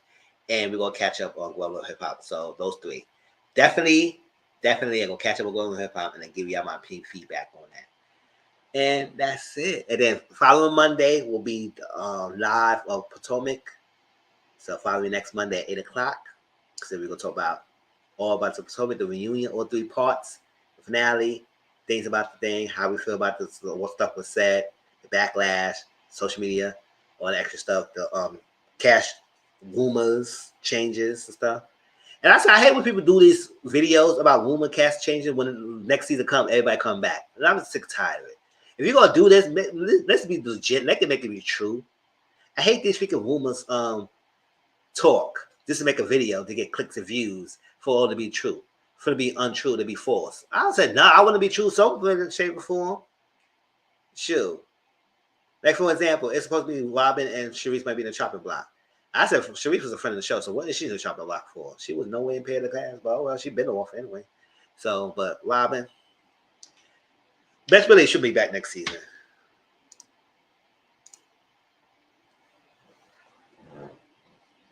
Be back. All this hype for nothing. Yeah, give us another break. But yes, that was my live, y'all. Appreciate y'all coming through. Don't forget this Thursday we're gonna watch Accused and catch up on Global Hip Hop, and also on Saturday. And that's it. Catch my cash review. It will be up on Wednesday. Please let it be good, y'all, because I don't want no thinking sentimental bull crap on catfishes. I don't got time for that. Yeah. Give us some crazy ones. A good first episode. Yeah, we got nobody bring Big Bertha back. She gonna give you a show. Big Bertha. All right. Hey, you doing, Ashley, girl? But that was my live. Thank you for coming through. Catch me on the panel at 8:30 Eastern, 7:30 Central. We're gonna talk about different things. And I'm gonna try to, I don't know if I got time. Maybe I could. I'm probably gonna try to catch the Natalie and Tommy's fight. How long is it? Because it's long. I ain't gonna catch it. I'll just watch y'all commentary because I don't want to watch all the whole thing. All I know that Natalie won. She whooped Tommy behind.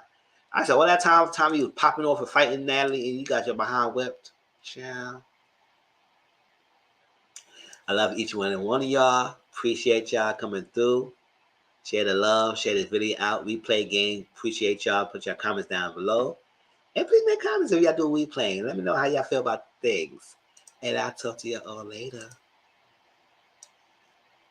Peace out. Don't forget, it won't be no intro outro till I change the music. Because at the moment, I know you going through this. Like, be careful. Because they flagging videos now. They changing up the whole structure how music is playing in videos. All right? Peace out.